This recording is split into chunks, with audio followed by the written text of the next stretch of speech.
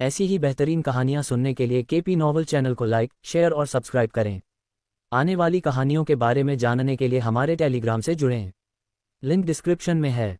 Hitman with A badass system, अध्याय 1161 देवताओं के पर्व पर। तेज और निर्णायक कार्रवाई के साथ माइकल ने ऑक की ओर दौड़ लगाई। उसकी तलवार की गति धुंधली थी। एक तरल गति में उसने अपना ब्लेड घुमाया, जिससे ऑक का सिर उसके शरीर से अलग हो गया। ऑक का क्लोन बेजान होकर जमीन पर गिर गया, जबकि माइकल खड़ा था। उसकी अभिव्यक्ति अडिग थी। सिस्टम ने उसकी जीत को स्वीकार करते हुए अधिसूचनाएं बजाईं। डिंग, ऑक के क्लोन को मारने के लिए होस्ट को बधाई। इनाम 4000 अनुभव अंक और 400 बदमाश अंक है। डिंग, सफलतापूर्वक बदमाश बनने के लिए होस्ट को बधाई। इनाम 5000 बदमाश अंक है। खतरे से निपटने के बाद माइकल का ध्यान सुनहरे ऊर्जा पिंजरे की ओर गया, जिसमें अभी भी उसका खोखला कवच था।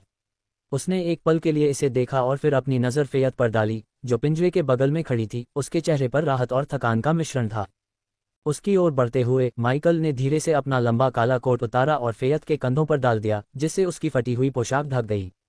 यह इशारा देखभाल और सुरक्षा का था, जो अभी अभी हुई हिंसा और अराजकता के बिल्कुल विपरीत था। अपने चारों ओर कोट की गर्माहट महसूस करते हुए फेयत ने अपनी आंखों में कृतज्ञता के साथ माइकल की ओर देखा। कपड़े को अपने पास रखते हुए उसने अपना आभार व्यक्त किया। धन्यवाद, उसने माइकल को दिल से धन्यवाद कहा। माइकल ने सुनहरे ऊर्जा पिंजरे की जांच करते हुए सोच समझकर अपनी ठुड्डी को रगड़ा। अब मैं इस चीज को कैसे निष्क्रिय करूं? उसने फुसफुसाया। उसकी नज़र पिंजरे के नीचे चमकते चक्र पर टिकी हुई थी। अभी भी हाल ही में हुई घटना से उबरने की कोशिश करते हुए फेयत ने एक सुझाव दिया। आप इसके चारों ओर की जमीन को नष्ट कर सकते हैं और नीचे से कवच को बाहर निकाल सकते हैं, उसने प्रस्ताव रखा। उसकी आवाज़ अभी भी कांप रही थी। जैसे ही वे बात कर रहे थे, वेडोरा माइकल के कंधे पर वापस रेंग गई, आराम से बैठ गई। तो अगर हम भागने के लिए अंदर फंस जाते तो क्या हम जमीन को नष्ट कर सकते थे? अयाग ने उत्सुकता से कहा। अयाग की बात सुनकर माइकल ने अपना सिर हिलाया। मुझे नहीं लगता कि यह काम करेगा। रन और सरनियां संभवतः किसी भी दुष्ट देवता को अंदर कमजोर बनाने के लिए डिजाइन की गई हैं, जिससे वे नीचे की जमीन को नष्ट करने से रोक सकें, उन्होंने समझाया। उनकी बातचीत को सुनकर फेयत ने एक महत्वपूर्ण जानकारी जोड़ी।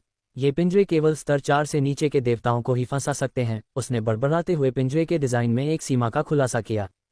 उसके इनपुट ने पिंजरे की क्षमताओं और सीमाओं पर एक नया दृष्टिकोण प्रदान किया, ये सुझाव देते हुए कि यह नियंत्रण के लिए एक दुर्जेय उपकरण था, यह अचूक या सर्वशक्तिमान नहीं था। फिर माइकल फेयत की ओर मुड़ा। पीछे हटो, माइकल ने शांति से कहा। फिर उसने खुद को पिंजरे के बगल में खड़ा किया और अपनी पूरी ताकत से जमीन पर रौंदना शुरू कर दिया। प्रत्येक रौंद अत्यधिक ताकत के साथ किया गया था, जिससे जमीन बल के नीचे फटने और गड़गड़ाहट करने लगी। अयाग ने उत्साह से दृश्य को देखा और उसे प्रोत्साहित किया। हाँ, इसे तोड़ दो, उसने उत्साह से कहा। हालांकि सभा अधिक सतर्क थी। सावधान, हम आवश्यकता से अधिक अराजकता पैदा नहीं करना चाहते, उसने सलाह दी, उनके कार्यों के संभावित नतीजों के बारे में जानते हुए। इस बीच फेयत ने स्थिति की गंभीरता को समझते हुए तुरंत कार्रवाई शुरू कर दी। उसने एक जादू किया, जिससे एक बड़ा पारदर्शी हरा हाथ प्रकट हुआ। हाथ ने मंदिर के दरवाजे पर दबाव डाला, जिससे वह प्रभावी रूप से बंद हो गया। इस जादुई अवरोध ने बाहर के पहरेदारों को मंदिर में प्रवेश करने से रोक दिया, जिससे माइकल को पिंजरे को तोड़ने के लिए आवश्यक समय और स्थान मिल गया। माइकल की शारीरिक शक्ति और फेयत के जादुई हस्तक्षेप के संयुक्त प्रयासों ने एक शक्तिशाली बचाव बनाया, जिससे ये सुनिश्चित हुआ कि मंदिर के अंदर की स्थिति पर उनका नियंत्रण था। जैसे जैसे माइकल ने पैर पटकना जारी रखा, पिंजरे के नीचे की जमीन टूटने लगी। प्रत्येक पैर पटकने से पत्थर के फर्श में दरारें पड़ गईं। बहती हुई जमीन के बीच माइकल ने फेयत की ओर रुख किया। उसका ध्यान दूसरी ओर चला गया। आपकी देवी एवा से फोर्टुना के समारोह में निमंत्रण, वह कहाँ है? उसने पूछा, उनके अगले कदम में इसके महत्व को समझते हुए। मेरे पास यह मेरे स्पेस रिंग में है, फेथ, हाल की घटनाओं के बावजूद अभी भी अपने संयमित व्यवहार को बनाए रखते हुए जवाब दिया। फिर आश्चर्यजनक रूप से उसकी अभिव्यक्ति ठंडे दृढ़ संकल्प के साथ कठोर हो गई। समारोह में जाओ और रैनार को मार डालो, उसके अत्याचार को समाप्त करो, उसने कहा। उसकी आवाज़ दृढ़ और दृढ़ थी। ये सुनकर अयाग खुद को हंसने से नहीं रोक सका। क्या ये थोड़ा विडंबनापूर्ण नहीं है? हीलिंग की देवी का एक दूत मारने की बात कर रहा है, उसने चंचलता से कहा। टिप्पणी से अप्रभावित फेथ ने ऋषि जैसी बुद्धिमत्ता के साथ समझाया। कभी कभी किसी की जान बचाने के लिए एक हाथ काटना जरूरी होता है। उसी तरह एक जान लेने से कई अन्य लोगों की जान बच सकती है।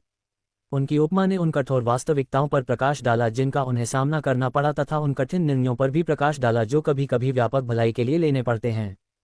उसके शब्दों में स्थिति की गहरी समझ झलकती है। वह स्वीकार करती है कि उपचार के लिए भी दर्दनाक विकल्पों की आवश्यकता हो सकती है, और कभी कभी सबसे दयालु कार्य में कठिन बलिदान शामिल हो सकता है। पिंजरे के अंदर का खोखला कवच माइकल के अथक कदमों के कारण आखिरकार टूट गया और वह अपने द्वारा बनाए गए गड्ढे में गिर गया। वह दरारों में नीचे गया और सावधानी से मलबे से कवच को बाहर निकाला। फ़ेयथ ने देखा, उसके स्वर में थोड़ी शर्मिंदगी थी क्योंकि उसने स्वीकार किया, मुझे एक पल के लिए लगा कि तुम वास्तव में उस पिंजरे के अंदर फंस गए हो। माइकल ने कवच के केंद्र में खोपड़ी के प्रतीक को थपथपाते हुए हल्की हंसी निकाली। जैसे ही उसने ऐसा किया, कवच सिकुड़ने लगा, अपने आप में मुड़ने लगा जब तक कि वह खोपड़ी के पदक के अंदर फिट होने के लिए पर्याप्त छोटा नहीं हो गया। फिर उसने पदक को अपनी गर्दन के चारों ओर पहना, जो उसकी सरलता और तैयारी का प्रतीक था। मैं इतना मूर्ख नहीं हूं कि बिना किसी योजना के लड़ाई में भाग लूं, माइकल ने मुस्कुराते हुए कहा, लड़ाई के लिए अपने रणनीतिक दृष्टिकोण पर प्रकाश डाला। अयाग उसके कंधे पर बैठी, गर्व से मुस्कुरा रही थी। हम अपनी ताकत के साथ साथ अपने दिमाग का भी इस्तेमाल करते हैं, उसने घोषणा की, अपने प्रयासों में बुद्धिमत्ता और रणनीति के महत्व पर जोर देते हुए। तुम अब निम्बोसिया में नहीं रह सकते, ये बहुत खतरनाक है। गोल्डस्पायर जाओ, देवी शेषत के राज्य में शरण लो, उसने सलाह दी। उसके स्वर से उसकी स्थिति की गंभीरता का संकेत मिल रहा था। फ़ेयथ ने गहरी सांस ली, उसकी उदासी स्पष्ट थी क्योंकि वह मंदिर के बारे में सोच रही थी जिसे ओक और रेनार के आदमियों ने मलबे में बदल दिया था। मंदिर और निम्बोसिया के लोग, उसने बड़बड़ाते हुए कहा, उसका दिल उन लोगों के बारे में सोचकर भारी था जिन्हें वह पीछे छोड़ रही थी। हमेशा सीधी सादी रहने वाली अयाग ने बीच में कहा, तुम किसी भी मृत व्यक्ति के लिए अच्छी नहीं हो, और हम पाठ्यपुस्तक के नायक नहीं हैं जो हर बार संकट में फंसी युवती को बचाएंगे। उसके शब्द, हालांकि स्पष्ट थे, एक निर्विवाद सत्य को दर्शाते थे। फ़ेयथ ने अयाग की सीधी बात की सराहना करते हुए हल्की सी हंसी निकाली। मुझे लगता है कि तुम सही हो, उसने स्वीकार किया। उसकी निगाहें मंदिर के खंडहरों पर कुछ देर तक टिकी रहीं, फिर उसने सहमति में सिर हिलाया और अपने जाने की आवश्यकता को स्वीकार किया। मैं गोल्डस्पायर जाऊंगी, फ़ेयथ ने आखिरकार सहमति जताई, ये समझते हुए कि उसकी सुरक्षा सर्वोपरि थी और निम्बोसिया में उसकी उपस्थिति केवल उसके लिए और संभावित रूप से दूसरों के लिए अधिक खतरा लाएगी। संकल्प की भावना के साथ फ़ेयथ उस जगह को छोड़ने के लिए तैयार हो गई जिसे वह जानती थी, ये समझते हुए कि उसे बड़े अच्छे के लिए क्या बलिदान देना था।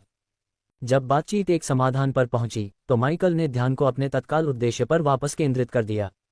गाला के लिए निमंत्रण, मुझे इसकी आवश्यकता होगी, उसने फ़ेयथ की ओर अपना हाथ बढ़ाते हुए कहा। फ़ेयथ ने माइकल की आंखों में देखा, उसकी अभिव्यक्ति गंभीर थी। यदि आप वास्तव में रेनार को मारने का इरादा रखते हैं, जो कि अनसुना है, तो नतीजों के लिए तैयार रहें, उसने चेतावनी दी। एक देवता की मृत्यु उन क्षेत्रों में लहरें पैदा करेगी जिन्हें कोई भी समझ नहीं सकता है। एक पल के लिए माइकल का आमतौर पर शांत चेहरा गंभीर हो गया, एक दुर्लभ घटना जिसने फ़ेयथ के शब्दों की गंभीरता को रेखांकित किया। उसने गंभीरता से सिर हिलाया, जो था उसके वजन को स्वीकार करते हुए आगे।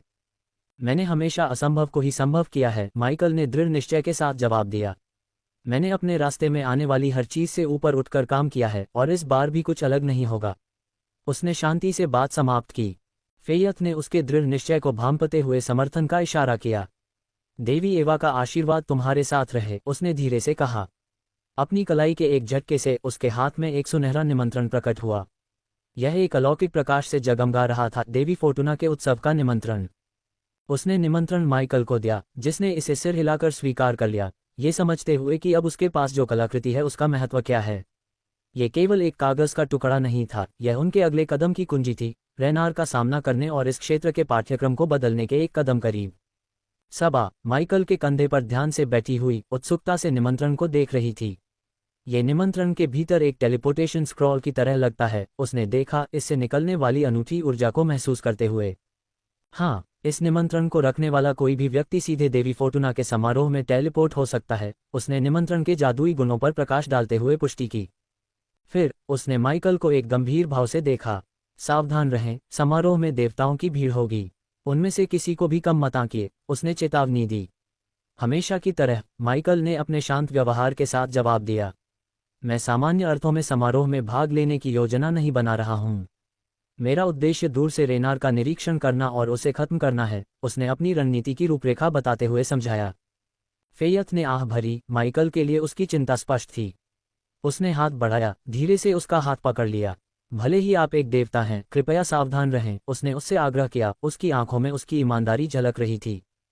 फ़ेयथ की सच्ची चिंता सुनकर माइकल ने उसे एक आश्वस्त मुस्कान दी। तुम्हें मेरे बारे में चिंता करने की ज़रूरत नहीं है। मेरे लिए रेनार सिर्फ एक और लक्ष्य है, इससे ज्यादा कुछ नहीं, उसने आत्मविश्वास से कहा। उसके शब्दों में एक अनुभवी योद्धा का आश्वासन था। उसकी प्रतिक्रिया से फेथ को कुछ हद तक राहत मिली, भले ही आगे के काम का बोझ उन पर मंडरा रहा था। माइकल ने आगे बढ़कर फेथ को दिव्य पोर्टल रूम में पहुंचाया, एक ऐसी जगह जहां अंतरिक्ष और समय एक साथ मिलते हुए प्रतीत होते थे। हवा में छिपी हुई ऊर्जा गूंज रही थी, दीवारें प्राचीन प्रतीकों से सजी हुई थीं जो पुराने जादू की फुसफुसाहट कर रही थीं। उसने पोर्टल की सेटिंग को समायोजित किया, इसे गोल्ड स्पायर पर ट्यून किया और अपने हाथ की एक चतुर हरकत के साथ एक घूमता हुआ भंवर साकार हुआ, जिसके रंग एक जीवंत बहुरूपदर्शक की तरह बदलते और घुलते मिलते रहे। फेथ की ओर मुड़ते हुए माइकल ने एक हल्की फुल्की विदाई दी। मैं जल्द ही तुमसे मिलूंगा, और किसी और परेशानी में न पड़ने की कोशिश करो, उसने मजाक में कहा। उसके होठों पर एक मुस्कान की झलक थी। फेयत द्वार की ओर कदम बढ़ाते हुए माइकल की ओर देखा और बदले में एक छोटी सी मुस्कान दी। मैं अपनी पूरी कोशिश करूंगी, उसने कहा, उसकी आवाज़ कृतज्ञता से भरी हुई थी। एक आखिरी लहर के साथ वह द्वार में चली गई, उसका आकार भंवर में गायब हो गया। जैसे ही द्वार उसके पीछे बंद हुआ, कमरे में एक क्षण के लिए सन्नाटा छा गया। माइकल ने अपने हाथ में निमंत्रण को देखा। अब चलो देवताओं के उत्सव में चलते हैं, उसने खुद से कहा। उसकी आवाज़ धीमी लेकिन दृढ़ थी। उसके हाथ में मंद मंद चमकता हुआ निमंत्रण उसके मिशन के अगले चरण की कुंजी थी, एक ऐसा मिशन जिसमें देवताओं और नश्वर दोनों का भाग्य समान रूप से निहित था। अध्याय 1162 माइकल समारोह में है। अपनी ऊर्जा का एक छोटा सा अंश निमंत्रण में डालते हुए माइकल ने इसके टेलीपोर्टेशन फंक्शन को सक्रिय कर दिया। एक सुनहरी रोशनी ने उसे तेजी से घेर लिया, जो फोर्टूना के समारोह की यात्रा की शुरुआत का संकेत था। जैसे जैसे रोशनी तेज होती गई, उसने पाया कि वह भौतिक क्षेत्र को पीछे छोड़कर दूर चला गया है। बीच बीच में माइकल ने सिस्टम को पोर्टल के गंतव्य में हेरफेर करने का निर्देश दिया, जिसका उद्देश्य समारोह के केंद्र से दूर एक गुप्त स्थान पर उतरना था। कुछ ही क्षणों बाद वह एक पहाड़ी की चोटी पर उभरा, जहां से समारोह के लिए निर्धारित भव्य गुंबद का एक शानदार दृश्य दिखाई दिया। ये नज़ारा लुभावना था। गुंबद तारों से जगमगाते आकाश के नीचे चमक रहा था, जो परिदृश्य की शांत सुंदरता से घिरा हुआ था। सबा दृश्य को देख रहा था, अपनी आवाज में विस्मय से भरी हुई। इसकी सुंदरता पर टिप्पणी करने से खुद को रोक नहीं सका। ये जगह अविश्वसनीय है, सबा ने कहा। तभी माइकल ने अपने ईयरपीस के माध्यम से पिंक की आवाज सुनी। क्या तुम अभी तक समारोह में पहुंच चुके हो? उसने पूछा। उसकी आवाज में प्रत्याशा थी। माइकल, जिसकी आंखें गुंबद और भीतर घूम रहे देवताओं की आकृतियों पर टिकी थीं, ने जवाब दिया। मैं यहाँ हूँ। देवताओं, जो अपने आप में शक्तिशाली प्राणी थे, के दर्शन ने उसे रोका नहीं, बल्कि इसने उसके संकल्प को और मजबूत किया। पिंक की आवाज फिर से उत्साह से भरी हुई आई। यही है न? माइकल ने सिर हिलाया, हालांकि वह उसे देख नहीं पा रही थी। अब हम बस समारोह शुरू होने का इंतजार करते हैं और फिर रैनार को खत्म करने का समय आ गया है, उसने कहा। उसकी आवाज़ शांत लेकिन दृढ़ थी। उसने अपनी योजना के अंतिम चरण को रेखांकित किया। पिंक की आवाज़ ईयरपीस से रणनीति के नोट के साथ आए। क्या हमें अपनी सामान्य ड्रिल करनी चाहिए या इस बार कुछ अलग करने की कोशिश करनी चाहिए? आखिरकार हमारा लक्ष्य एक देवता है, पिंक ने पूछा। माइकल ने आलोचनात्मक दृष्टि से गाला गुंबद का निरीक्षण करते हुए उत्तर दिया। हम अभी सामान्य तरीके से ही काम करेंगे, लेकिन पहले मुझे गुंबद की मजबूती का आकलन करना होगा और देवताओं की गतिविधियों पर नजर रखनी होगी। मैं वहां एकत्रित देवताओं के बीच रैनार को नहीं देख पा रहा हूं, सबा ने अपनी बढ़ी हुई इंद्रियों का उपयोग करते हुए कहा। पिंक की आवाज फिर से सुनाई दी, अविश्वास और पुरानी यादों से भरी हुई। ऐसा लगता है जैसे कल ही हम पृथ्वी के मैल को हटा रहे थे और अब हम यहाँ देवताओं का निरीक्षण कर रहे हैं, पिंक ने कहा। माइकल ने ठहाका लगाया। मेरा जीवन काफी उतार चढ़ाव भरा रहा है, उसने सोचा, अपनी यात्रा के असाधारण पथ पर विचार करते हुए। काफी उतार चढ़ाव भरा, पिंक ने चंचलता से उत्तर दिया। माइकल ने सिर हिलाया, उसकी नज़र अभी भी गुंबद पर टिकी हुई थी। मैं रैनार को ढूंढने और अपनी योजनाओं को अंतिम रूप देने के बाद तुमसे संपर्क करूंगा, उसने उसे आश्वासन दिया। तुम्हारी भागने की योजना क्या है? पिंक की आवाज़ फिर से गंभीर हो गई। माइकल ने अपने हाथ में निमंत्रण पर नजर डाली। इस निमंत्रण में टेलीपोर्टेशन के लिए कोई ऊर्जा नहीं बची है, लेकिन मैं ज़रूरत पड़ने पर जल्दी से बाहर निकलने के लिए अपने पोर्टेबल दिव्य पोर्टल का उपयोग कर सकता हूं, उसने समझाया। अपने मिशन को पूरा करने के बाद सुरक्षित वापसी सुनिश्चित करने के लिए पहले से ही सोच रहा था। माइकल की नज़र गुंबद पर टिकी हुई थी, जो सूरज की रोशनी में शानदार ढंग से चमक रहा था। आसपास की वनस्पतियां उस स्थान की अलौकिक सुंदरता को और बढ़ा रही थीं, जिससे ये किसी काल्पनिक दृश्य जैसा लग रहा था। सबा नज़ारा देखते हुए इसे वर्णित करने से खुद को रोक नहीं पाए। गुंबद के चारों ओर बहती उन क्रिस्टल क्लियर धाराओं और फूलों को देखो। वे ऐसे हैं जैसे मैंने पहले कभी नहीं देखे, उसने आश्चर्य से भरी आवाज में कहा। जैसे ही माइकल ने क्षेत्र को स्कैन किया, उसने कई जड़ी बूटियां और सामग्री देखी जो उसके औषधि निर्माण में उपयोगी हो सकती थीं। वह एक विशेष रूप से आकर्षक फूल की ओर चला गया। इसकी पंखुड़ियां रंगों के स्पेक्ट्रम से झिलमिला रही थीं, प्रत्येक हरकत छोटे प्रिज्म की तरह प्रकाश को परावर्तित कर रही थी। फूल जादुई ऊर्जा से स्पंदित लग रहा था, उसके चारों ओर एक जादू की आभा थी। उसने फूल को सावधानी से तोड़ा, फिर सबा और अयाग की ओर मुड़ा। हम अंधेरा होने तक प्रतीक्षा करेंगे, उसने समझाया। तभी मैं अपनी छाया टेलीपोर्टेशन का सबसे अच्छा उपयोग कर सकता हूं और अंधेरे के साथ घुल मिल सकता हूं। रात के अंधेरे में कमजोर जगहों, रुचि के बिंदुओं और उपयुक्त स्नाइपर घोंसले को ढूंढना आसान होगा। उसकी योजना स्पष्ट थी, रात द्वारा प्रदान किए गए लाभों का उपयोग करके चुपके और सटीकता के साथ गाला को नेविगेट करना, अपने मिशन के महत्वपूर्ण क्षण के लिए खुद को तैयार करना।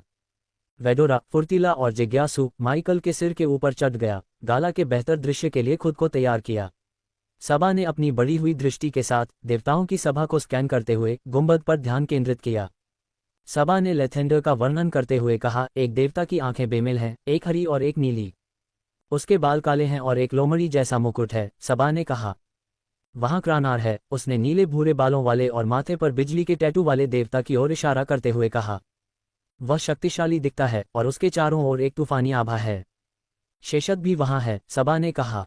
उसके पास वह शांत, ज्ञानी रूप है और वह एक शांत झील की तरह शांत दिखती है। फिर उसने 3 और देवताओं का वर्णन किया। सुनहरे पंखों वाला वह देवता देख रहे हो, वह प्रकाश या सूर्य का देवता होना चाहिए। और वहां एक काली आकृति है जो छाया में लिपटी हुई है, रात का देवता या ऐसा कुछ हो सकता है, लेकिन यह असंभव है क्योंकि आप अंधेरे के देवता हैं। अंत में बालों में फूल लगाए एक देवी है जो जीवन और प्रकृति को बिखेर रही है। माइकल ने जानकारी को आत्मसात करते हुए सिर हिलाया। चूंकि क्रैनर और रैनार युद्ध में हैं, इसलिए वे एक दूसरे से दूरी बनाए रखेंगे, उसने अनुमान लगाया।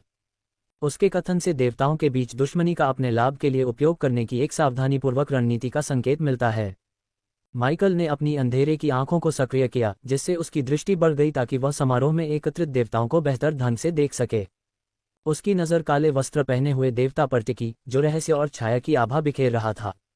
वह कौन है जो काले वस्त्र पहने हुए है और इतना काला दिख रहा है? माइकल ने जोर से सोचा, उस आकृति से चकित होकर जो उसके अपने स्वभाव के पहलुओं को प्रतिबिंबित करती प्रतीत हो रही थी।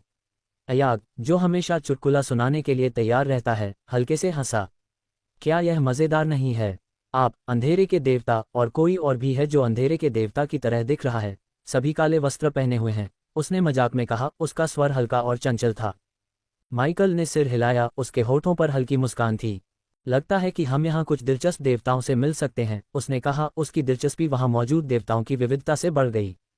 अयाग ने फिर सबा और माइकल की ओर रुख किया, उसकी आवाज़ में जिज्ञासा थी। क्या आप में से कोई रैनार को देख सकता है? उसने पूछा, उनके प्राथमिक लक्ष्य के बारे में जानते हुए। माइकल ने एक बार फिर क्षेत्र को स्कैन किया। उसकी आंखें दिव्य प्राणियों की भीड़ को भेद रही थीं, लेकिन उसने अपना सिर हिला दिया। नहीं, मैं उसे अभी तक नहीं देख पाया हूं, उसने उत्तर दिया। उसकी अभिव्यक्ति विचारशील हो गई। रैनार की अनुपस्थिति एक पहेली थी जिसे माइकल जानता था कि उसे जल्दी से हल करने की आवश्यकता है। माइकल लापरवाही से पहाड़ की पहाड़ी के किनारे पर बैठ गया। उसके पैर किनारे पर झूल रहे थे क्योंकि वह नीचे के दृश्य का सर्वेक्षण कर रहा था। उसका ध्यान अचानक एक अप्रत्याशित बातचीत पर गया। एकत्रित देवताओं में से देवी शेषत ने अपनी दृष्टि उसकी ओर घुमाई और मुस्कुराई, मानो दूर से ही उसकी उपस्थिति को महसूस कर रही हो। उसके चेहरे पर आश्चर्य स्पष्ट था। क्या शेषत ने बस इस ओर देखा और मुस्कुराए? उसने जोर से पूछा। उसकी समझदारी से थोड़ा चौंक गया। सबा की आंखें अविश्वास में चौड़ी हो गईं। क्या उसने बस हमें देखा? उसने पूछा, इस धारणा पर आश्चर्यचकित होकर कि एक देवता इतनी दूरी से उन्हें पहचान सकता है। ये संयोग ही होगा, है न? या उसकी कोई अजीबोगरीब दृष्टि है? अयाग, हमेशा संदेहवादी, ने कहा। सबा ने तुरंत जवाब देते हुए अपनी बहन पर हमला किया। वह एक देवता है अयाग। वे वास्तव में साधारण होने के लिए नहीं जाने जाते हैं, उसने कहा। उसका स्वर मजाकिया ढंग से मजाक उड़ा रहा था। फोर्टुना के भव्य गुंबद के अंदर वातावरण दिव्य ऊर्जाओं और देवताओं की बकबक से जीवंत था। शरारत के देवता लेथेंडर, जो अपने चंचल स्वभाव के लिए जाने जाते हैं, अपने तत्व में थे, आकर्षक और विभिन्न देवियों के साथ छेड़खानी कर रहे थे। वह एक लंबी देवी के पास गया जिसके बाल चांदी के रंग के थे। उसकी आभा चांदनी बिखेर रही थी। आह लेडी सेलेन, आज रात आपकी सुंदरता उसी चांद से प्रतिद्वंद्वी है जिस पर आप शासन करती हैं, उसने शरारती मुस्कान के साथ कहा। चांद की देवी सेलेन धीरे से हंसी, उसकी आंखें चमक रही थीं। चापलूसी से तुम्हें कुछ नहीं मिलेगा लेथेंडर। लेकिन ये सुनना हमेशा मनोरंजक होता है, उसने उसके चुलबुले व्यवहार के साथ खेलते हुए उत्तर दिया। इसके बाद लेथेंडर एक अन्य देवी के पास गया, जो एक हल्की हवा और ताजे फूलों की खुशबू से घिरी हुई थी। देवी ज़ेफिरा, मुझे कबूल करना चाहिए, आपकी उपस्थिति एक गर्म गर्मी के दिन में एक ताज़ा हवा की तरह है, उसने छेड़खानी की। हवा की देवी ज़ेफिरा ने अपनी आंखें चंचलता से घुमाईं। लेथेंडर, हमेशा आकर्षक, लेकिन याद रखना, हवाएं जल्दी बदल सकती हैं, उसने चेतावनी दी। उसकी आवाज़ हल्की थी लेकिन उसके मनमौजी स्वभाव की झलक थी। जैसे जैसे दिन बढ़ता गया, लेथेंडर ने अपनी हल्की फुल्की बातचीत जारी रखी। हालांकि उसका ध्यान जल्द ही शेषत की ओर चला गया, जो एक शांत भाव से उत्सव देख रहा था। उसके पास आकर लेथेंडर थोड़ा झुका। शेषत, क्या तुम्हें कभी ऐसा लगता है कि कोई हमें देख रहा है? क्योंकि मुझे जरूर लगता है, उसने आधे मजाक और आधे गंभीरता से कहा। शेषत ने लेथेंडर की ओर देखा, उसकी मुस्कान रहस्यमय थी। शायद तुमने थोड़ी ज्यादा शराब पी ली है, लेथेंडर, उसने मजाकिया अंदाज में सुझाव दिया, जो आमतौर पर शांत रहने वाली देवी का एक दुर्लभ मजाक था। लेथेंडर हंसा, उसके हास्य से वास्तव में आश्चर्यचकित था। शेषत, मजाक कर रही हो? अब यह एक दुर्लभ दृश्य है, उसने कहा। उसकी हंसी उनके चारों ओर गूंज रही थी। लेथेंडर के हंसते हुए चले जाने के बाद शेषत को उसके चिंतनशील एकांत में छोड़कर उसने अपनी निगाहें उस दिशा की ओर घुमाईं जहां माइकल दूर से देख रहा था। उसकी तेज और बोधगम्य आंखें दूरी और समारोह के आसपास के जादू को भेदती हुई प्रतीत हो रही थीं। एक शांत, लगभग अश्रुव्य बड़बड़ाहट में शेषत ने हवा में बात की, उसके शब्दों में जागरूकता और अंतर्दृष्टि का भार था। समारोह में आपका स्वागत है, अंधेरे के देवता, उसने कहा। उसकी आवाज एक नर्म फुसफुसाहट थी, जो मुश्किल से एक सांस से भी तेज थी। उसके शब्दों में एक जानकार गुणवत्ता थी, जैसे कि वह माइकल की उपस्थिति के बारे में पूरी तरह से अवगत थी, भौतिक दूरी और उसके छिपे रहने के प्रयासों के बावजूद। ये ज्ञान और ज्ञान की देवी के रूप में उसके कौशल का एक प्रमाण था, जो उसकी आंखों से मिलने वाली चीजों से अधिक देखने की क्षमता का संकेत देता था। अध्याय 1163 स्नाइपर नेस्ट को उठाना। जैसे जैसे शाम ढलती गई, रात आखिरकार उतर आई, जिसने परिदृश्य को एक शांत अंधेरे में ढक दिया।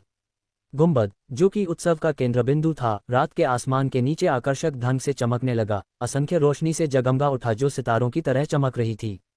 गुंबद की अलौकिक चमक अंधेरे में अलग से दिखाई दे रही थी, जो दिव्य उपस्थिति का एक प्रकाश स्तंभ था।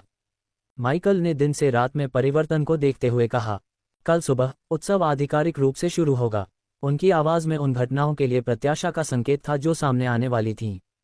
गुंबद के ऊपर आसमान में अनोखी और मनमोहक आतिशबाजी फूटने लगी, जिसने रात को जीवंत रंगों और पैटर्न से रंग दिया।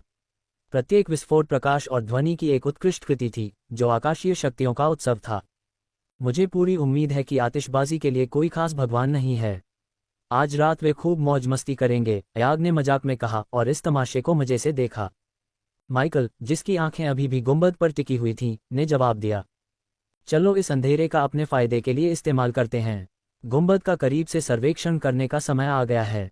उसकी योजना रात के अंधेरे का उपयोग करके अधिक जानकारी इकट्ठा करने और अपने मिशन के अगले चरण के लिए खुद को रणनीतिक रूप से तैयार करने की थी। रात के अंधेरे में माइकल ने भव्य गुंबद के आसपास के क्षेत्र की विस्तृत टोही शुरू की। अपनी छाया टेलीपोर्टेशन का उपयोग करते हुए और अंधेरे के साथ सहजता से घुल मिलते हुए वह एक भूत की तरह आगे बढ़ा, जो आकस्मिक पर्यवेक्षक के लिए अदृश्य था। गुंबद, एक शानदार संरचना, आकाशीय प्रकाश में नहाया हुआ था, जो हरे भरे हरियाली और अलंकृत मूर्तियों से घिरा हुआ था जो दिव्य शिल्प कौशल की बात करते थे। जब उसने क्षेत्र का सर्वेक्षण किया तो माइकल ने फोर्टूना के स्वर्गदूतों को आसपास के क्षेत्र में गश्त करते हुए देखा। वे गुलाबी कवच पहने हुए थे, उनके पंख गुलाबी रंग के थे और पंख चांदनी में चमक रहे थे। उनकी उपस्थिति ने पहले से ही अवास्तविक परिवेश में अनुग्रह और सुंदरता का एक तत्व जोड़ दिया। गुलाबी रंग के वे देवदूत बहुत ही सुंदर लग रहे हैं, वे भाग्यशाली लग रहे हैं, अयाग ने माइकल के कंधे से देखते हुए फुसफुसाया। सबा ने अपनी बढ़ी हुई इंद्रियों के साथ स्वर्गदूतों की हरकतों पर ध्यान केंद्रित किया। ऐसा लगता है कि वे हर जगह हैं, सतर्क निगरानी रख रहे हैं, उन्होंने कहा। माइकल ने सिर हिलाया, गुंबद के चारों ओर हर संभव प्रवेश और निकास बिंदु को रिकॉर्ड किया। उसकी आंखें तेज थीं, कुछ भी नजरअंदाज नहीं किया। जब माइकल ने देखा, एक चट्टान के किनारे के पास गश्त कर रहा एक गार्ड लड़खड़ा गया, उसका पैर फिसल गया। जैसे ही वह गिरने वाला था, फोर्टूना के स्वर्गदूतों में से एक ने झपट्टा मारा और उसे आखिरी क्षण में पकड़ लिया। लेडी फोर्टूना की किस्मत आज रात मेरे साथ है, गार्ड ने राहत भरी सांस ली। दूसरे क्षेत्र में एक अन्य गार्ड, एक विशेष रूप से अंधेरे क्षेत्र में मशाल जलाने का प्रयास कर रहा था। उसने पाया कि उसकी चकमक पत्थर विफल हो गया है। जैसे ही निराशा हुई, अचानक हवा का झोंका आया, जिसने चमत्कारिक रूप से मशाल को जला दिया। वास्तव में फोर्टूना की किस्मत। गार्ड ने ऊपर देखा, हंसी।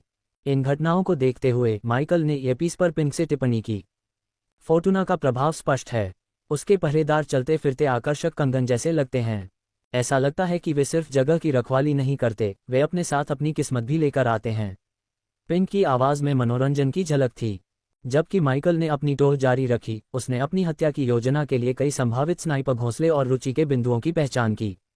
ऊंचे सुविधाजनक स्थान, एकांत क्षेत्र और गुंबद की ओर स्पष्ट दृष्टि वाले स्थान सभी उसके पर्यावरण मानचित्र में चिन्हित थे।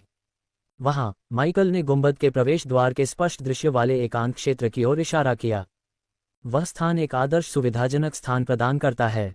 अगर रेनार दिखाई देता है तो मैं स्पष्ट शॉट मार सकता हूं, माइकल ने कहा। अयाग ने उस स्थान को देखा। अच्छा विकल्प, छिपा हुआ फिर भी स्पष्ट दृष्टि वाला क्लासिक स्नाइपर का घोंसला। जैसे जैसे वे आगे बढ़े, माइकल ने उन क्षेत्रों को भी देखा जहां छाया सबसे गहरी थी, जो उसके छाया टेलीपोर्टेशन के लिए एकदम सही थी। ये स्थान त्वरित गति और भागने के लिए महत्वपूर्ण होंगे यदि चीजें दक्षिण की ओर जाती हैं, उन्होंने समझाया। छाया आपके सहयोगी हैं, उनका अच्छे से इस्तेमाल करो, सबा ने सहमति में सिर हिलाते हुए कहा। रात के सर्वेक्षण ने माइकल को महत्वपूर्ण जानकारी प्रदान की। उसने इलाके का नक्शा बना लिया था, महत्वपूर्ण स्थानों की पहचान कर ली थी और पहरेदारों और स्वर्गदूतों की हरकतों को समझ लिया था। हर जानकारी उसे उसके लक्ष्य के करीब ले आई, रेनार की हत्या। जैसे ही टोही मिशन समाप्त हुआ, माइकल ने एक बार फिर गुंबद की ओर देखा। इसकी सुंदरता अंदर के खतरे और साजिश को झुठला रही थी। कल सब कुछ बदल जाएगा, उसने बड़बड़ाते हुए कहा। उसकी आवाज़ में दृढ़ संकल्प की भावना थी। अपना ध्यान बदलते हुए माइकल ने पिंक से संपर्क शुरू किया, उसे नवीनतम घटनाओं के बारे में जानकारी दी। 3 संभावित स्नाइपर घोंसले की पहचान की गई है, उसने बताया। उसका स्वर व्यवस्थित था क्योंकि उसने विवरण को रेखांकित किया था। झरने के पीछे पहला स्थान है। यह पानी द्वारा प्रदान की गई प्राकृतिक स्क्रीन के कारण लाभप्रद है, जो शोर और हलचल को छिपाती है। हालांकि दृश्य कुछ हद तक सीमित है। दृश्य अवरोध के बिना शॉट का समय महत्वपूर्ण होगा, उन्होंने अपने मन में स्थान का विश्लेषण करते हुए विस्तार से बताया। यह एक ठोस स्थिति की तरह लगता है, लेकिन आपको अपना कदम उठाने के लिए एक स्पष्ट क्षण की आवश्यकता होगी, पिंक ने एपीस पर सोच समझकर जवाब दिया। जारी रखते हुए माइकल ने दूसरे विकल्प का वर्णन किया। गुंबद के ऊपर एक चट्टानी चट्टान है। ये दूसरों की तुलना में करीब है, जिसका अर्थ है कि बेहतर शॉट, लेकिन जोखिम अधिक है। वहां चुपके से चलना महत्वपूर्ण है। फिर वह अंतिम स्थान पर चला गया। तीसरा एक लंबा पेड़ है जिसमें घने पत्ते हैं, जो बेहतरीन कवर और स्पष्ट दृष्टि प्रदान करता है। सबसे बड़ी कमी गुंबद से इसकी दूरी है, जिससे सटीकता अधिक चुनौतीपूर्ण हो जाती है। प्रत्येक स्थान की अपनी चुनौतियां हैं। आपको रेनार की स्थिति और अन्य कारकों के आधार पर चुनाव करना होगा, पिंक ने जानकारी पर विचार करते हुए कहा। स्थिति कैसे सामने आती है, इस पर निर्भर करते हुए निर्णय मौके पर ही लिया जाएगा। अभी धैर्य रखना ही सबसे महत्वपूर्ण है, माइकल ने कहा। संचार समाप्त होने के साथ ही माइकल को तत्परता का एहसास हुआ। उसे अपने विकल्पों की स्पष्ट समझ थी और वह समारोह के गतिशील वातावरण के अनुकूल होने के लिए तैयार था। रात के अंधेरे में माइकल और उसके साथी सबा, अयाग और कैन आगामी समारोह के लिए अपनी रणनीति पर चर्चा करने के लिए एकत्र हुए। प्राचीन सेंटीपीड की कॉलरबोन से तैयार क्रॉसबो का उपयोग करके रेनार को निशाना बनाने के लिए सबसे अच्छे तरीके पर विचार विमर्श करते समय हवा में उत्सुकता भर गई। सबा, हमेशा पर्यवेक्षक, ने सबसे पहले अपना वजन डाला। हमें समारोह शुरू होते ही रेनार का पता लगाना होगा। उसकी स्थिति हमारे अगले कदम को निर्धारित करेगी। हाँ, हमें उस कमीने को जल्दी से जल्दी ढूंढना होगा। शो शुरू होने के बाद हम कोई भी समय बर्बाद नहीं कर सकते, अयाग ने अपनी सामान्य शैली में हस्तक्षेप किया। उनकी बात सुनकर 3 हाइड्रा हेड्स में से सबसे चतुर कैन ने सहमति में सिर हिलाया। रेनार को जल्दी पहचानना महत्वपूर्ण है। हमें स्नाइपर नेस्ट पर भी फैसला करना चाहिए। प्रत्येक के अपने फायदे और नुकसान हैं। माइकल ने अपनी पसंद साझा करने से पहले ध्यान से सुना। मैं घने पत्ते वाले पेड़ को चुन रहा हूं। ये कवर और स्पष्ट दृष्टि का सबसे अच्छा संयोजन प्रदान करता है। दूरी एक चुनौती है, लेकिन मुझे हमारे हथियार की क्षमता और मेरी निशानेबाजी पर भरोसा है। वह एक पल के लिए रुका, अपने शब्दों को समझने के लिए। यह इतना एकांत है कि देखे जाने का जोखिम कम हो जाता है और हमें गाला का एक व्यापक दृश्य मिलता है। हमें ऊंचाई और छिपने का लाभ मिलेगा। माइकल के तर्क को समझते हुए समूह ने सिर हिलाया। पेड़ ने एक रणनीतिक स्थिति प्रदान की, जो बिना किसी बाधा के दृश्य की आवश्यकता के साथ चुपके की आवश्यकता को संतुलित करता है। जैसे जैसे रात गहराती गई, उन्होंने अपनी योजना को ठीक किया। प्रत्येक सदस्य ने अपने विचार और विशेषज्ञता का योगदान दिया। जैसे जैसे रात बीतती गई, माइकल और उसके साथियों के बीच बातचीत ने एक अटकलबाजी का मोड़ ले लिया। एक देवता को मारने की धारणा, जो पहले कभी नहीं सुनी गई थी, हवा में भारी रूप से लटकी हुई थी। एक देवता को मारना, यह अज्ञात क्षेत्र है। इसके परिणाम हो सकते हैं जिनकी हम कल्पना भी नहीं कर सकते। क्या ये दिव्य क्षेत्रों के संतुलन को बाधित कर सकता है? सभा ने पहले अपने विचार व्यक्त किए। अरे, कौन जानता है कि क्या होगा? शायद शक्ति का कोई पागल विस्फोट होगा, या यह एक शून्य पैदा कर सकता है। भगवान को मारने से सब कुछ गड़बड़ हो जाता है, अयाग ने गहरी हंसी के साथ कहा। कैन, बौद्धिक प्रमुख, ने अधिक विश्लेषणात्मक दृष्टिकोण के साथ कहा। भगवान की मृत्यु का उनके अनुयायियों और उनके द्वारा नियंत्रित क्षेत्रों पर प्रभाव पड़ सकता है। इससे सत्ता का शून्य हो सकता है, या इससे भी बदतर, शेष देवताओं के बीच प्रभुत्व के लिए युद्ध हो सकता है। हम अज्ञात में कदम रख रहे हैं, माइकल ने स्वीकार किया। लेकिन जो भी हो, हम उसका सामना करने के लिए तैयार रहेंगे। अब हमारा ध्यान हाथ में मौजूद कार्य पर है। कुछ क्षणों के बाद वे सभी रात के आकाश को देखते हुए चुप हो गए। फिर माइकल की आवाज़ ने चुप्पी तोड़ी, क्योंकि वह उनके मिशन के व्यापक निहितार्थों पर विचार कर रहा था। मुझे आश्चर्य है कि अगर वह गिर गया तो रेनार के राज्य निम्बोसिया का क्या होगा? जब वर्षा का देवता मर जाएगा तो क्या होगा? क्या कोई दूसरा देवता उसकी जगह लेगा, या फिर बारिश का कोई नया देवता जन्म लेगा? उसके सवाल हवा में लटके हुए थे, जो उनके कार्यों के परिणामों की गहराई और जटिलता को दर्शाते थे, जो दैवीय और नश्वर क्षेत्रों पर पड़ सकते थे। लेकिन दूसरी ओर अयाग, जो हमेशा कल्पनाशील और बिना किसी फिल्टर के रहता था, ने एक देवता की मृत्यु के तुरंत बाद की स्थिति के बारे में अटकलों की एक श्रृंखला शुरू कर दी। कल्पना कीजिए कि अगर कोई बहुत बड़ा विस्फोट हो जाए, या शायद दैवीय ऊर्जा का कोई झटका लगे, उसने जोर से सोचा। या क्या होगा अगर किसी देवता को मारने से वास्तविकता के ताने बाने में छेद हो जाए, या कोई प्राचीन बंद शक्ति निकल आए? उसने आगे कहा, उसके विचार और भी अजीब होते जा रहे थे। शायद ये घटनाओं के एक झरने का कारण बनेगा, जैसे डोमिनोज गिर रहे हों। देवता अपनी शक्ति खो रहे हैं, लोगों में अराजकता है, कौन जानता है? माइकल ने अयाग के सिद्धांतों को सुना। उसकी जंगली कल्पनाओं पर उसके होठों पर एक हल्की मुस्कान थी।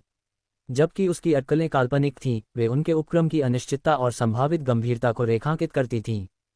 जब माइकल ने गुंबद को देखा, जो तारों वाले आकाश के नीचे देवताओं की आकृतियों के साथ रोशन था, तो उसने उनकी योजना के गहन निहितार्थों पर विचार किया। उनके कार्यों का भार, देवताओं के क्षेत्र में संभावित उथल पुथल और एक देवता को मारने के अज्ञात परिणाम, सभी कारक उसके दिमाग में चल रहे थे। हम कल पता लगा लेंगे, उसने चुपचाप कहा। उसकी आवाज में दृढ़ संकल्प और थोड़ा उत्साह का मिश्रण था। अध्याय 1164 ज़ोरियन, सूर्य का देवता। अगली सुबह, जैसे ही सूरज की पहली किरणें आसमान को छू रही थीं, माइकल अपने चुने हुए स्नाइपर घोंसले में पहुंच गया। एक ऊंचे पेड़ की घनी पत्तियों में बसा वह अपनी जगह पर खड़ा हो गया और प्राचीन सेंटीपीड की कॉलरबोन से बना अपना क्रॉसबो निकाल लिया। क्रॉसबो हाथ में लेकर वह गाला प्रवेश पर सतर्क नजर रखता था। नीचे गुंबद के बाहर का क्षेत्र बदल गया था। लाल कालीन बिछा हुआ था, जिसके दोनों ओर जीवंत फूल और विस्तृत सजावट थी, जो गाला में देवताओं का स्वागत करने के लिए तैयार थी। ये दृश्य आकाशीय भव्यता का एक शानदार प्रदर्शन था। अपने सुविधाजनक स्थान से माइकल ने एक नीले बालों वाली देवी को गुलाबी कवच पहने स्वर्गदूतों के जुलूस का नेतृत्व करते हुए देखा। वह फोर्टुना हो सकती है, माइकल ने उसके व्यवहार और उसके द्वारा दिए जाने वाले सम्मान को देखते हुए अनुमान लगाया। अपने क्रॉसबो के स्कोप के माध्यम से माइकल ने आने वाले देवताओं को स्कैन किया। प्रत्येक देवता ने एक अनूठी आभा प्रस्तुत की, उनकी दिव्य उपस्थिति अचूक थी। उसने अपने अवलोकनों को अयाग, सबा और पिंक को बताया, जो उसके कंधे पर आराम से बैठे थे। फॉर्च्यूना अभी अभी आए हैं, अपने स्वर्गदूतों का नेतृत्व करते हुए। देवता इकट्ठा होने लगे हैं, उसने चुपचाप बताया, उसकी आंखें कभी भी स्कोप से नहीं हटी। तो ये बात है, मंच तैयार है, अयाग ने कहा, उसकी आवाज में प्रत्याशा और तनाव का मिश्रण था। रेनार पर नजर रखें, वह बहुत पीछे नहीं रहेगा, सबा ने कहा। क्रॉसबो के स्कोप के माध्यम से माइकल का ध्यान कई उल्लेखनीय आकृतियों की ओर गया। उसने एक करिश्माई देवता को देखा, जिसकी आंखें एक दूसरे से मेल नहीं खाती थीं, एक हरी और एक नीली, जिसे उसने पिछली रात देखा था लेकिन नाम से नहीं जानता था। पास में काले वस्त्र पहने देवता ने फिर से उसकी नज़र को आकर्षित किया, साथ ही शेषत, जो अपने शांत विद्वान व्यवहार के साथ सबसे अलग दिख रही थी। इन सभी देवताओं का फिर से स्वागत क्यों किया जा रहा है?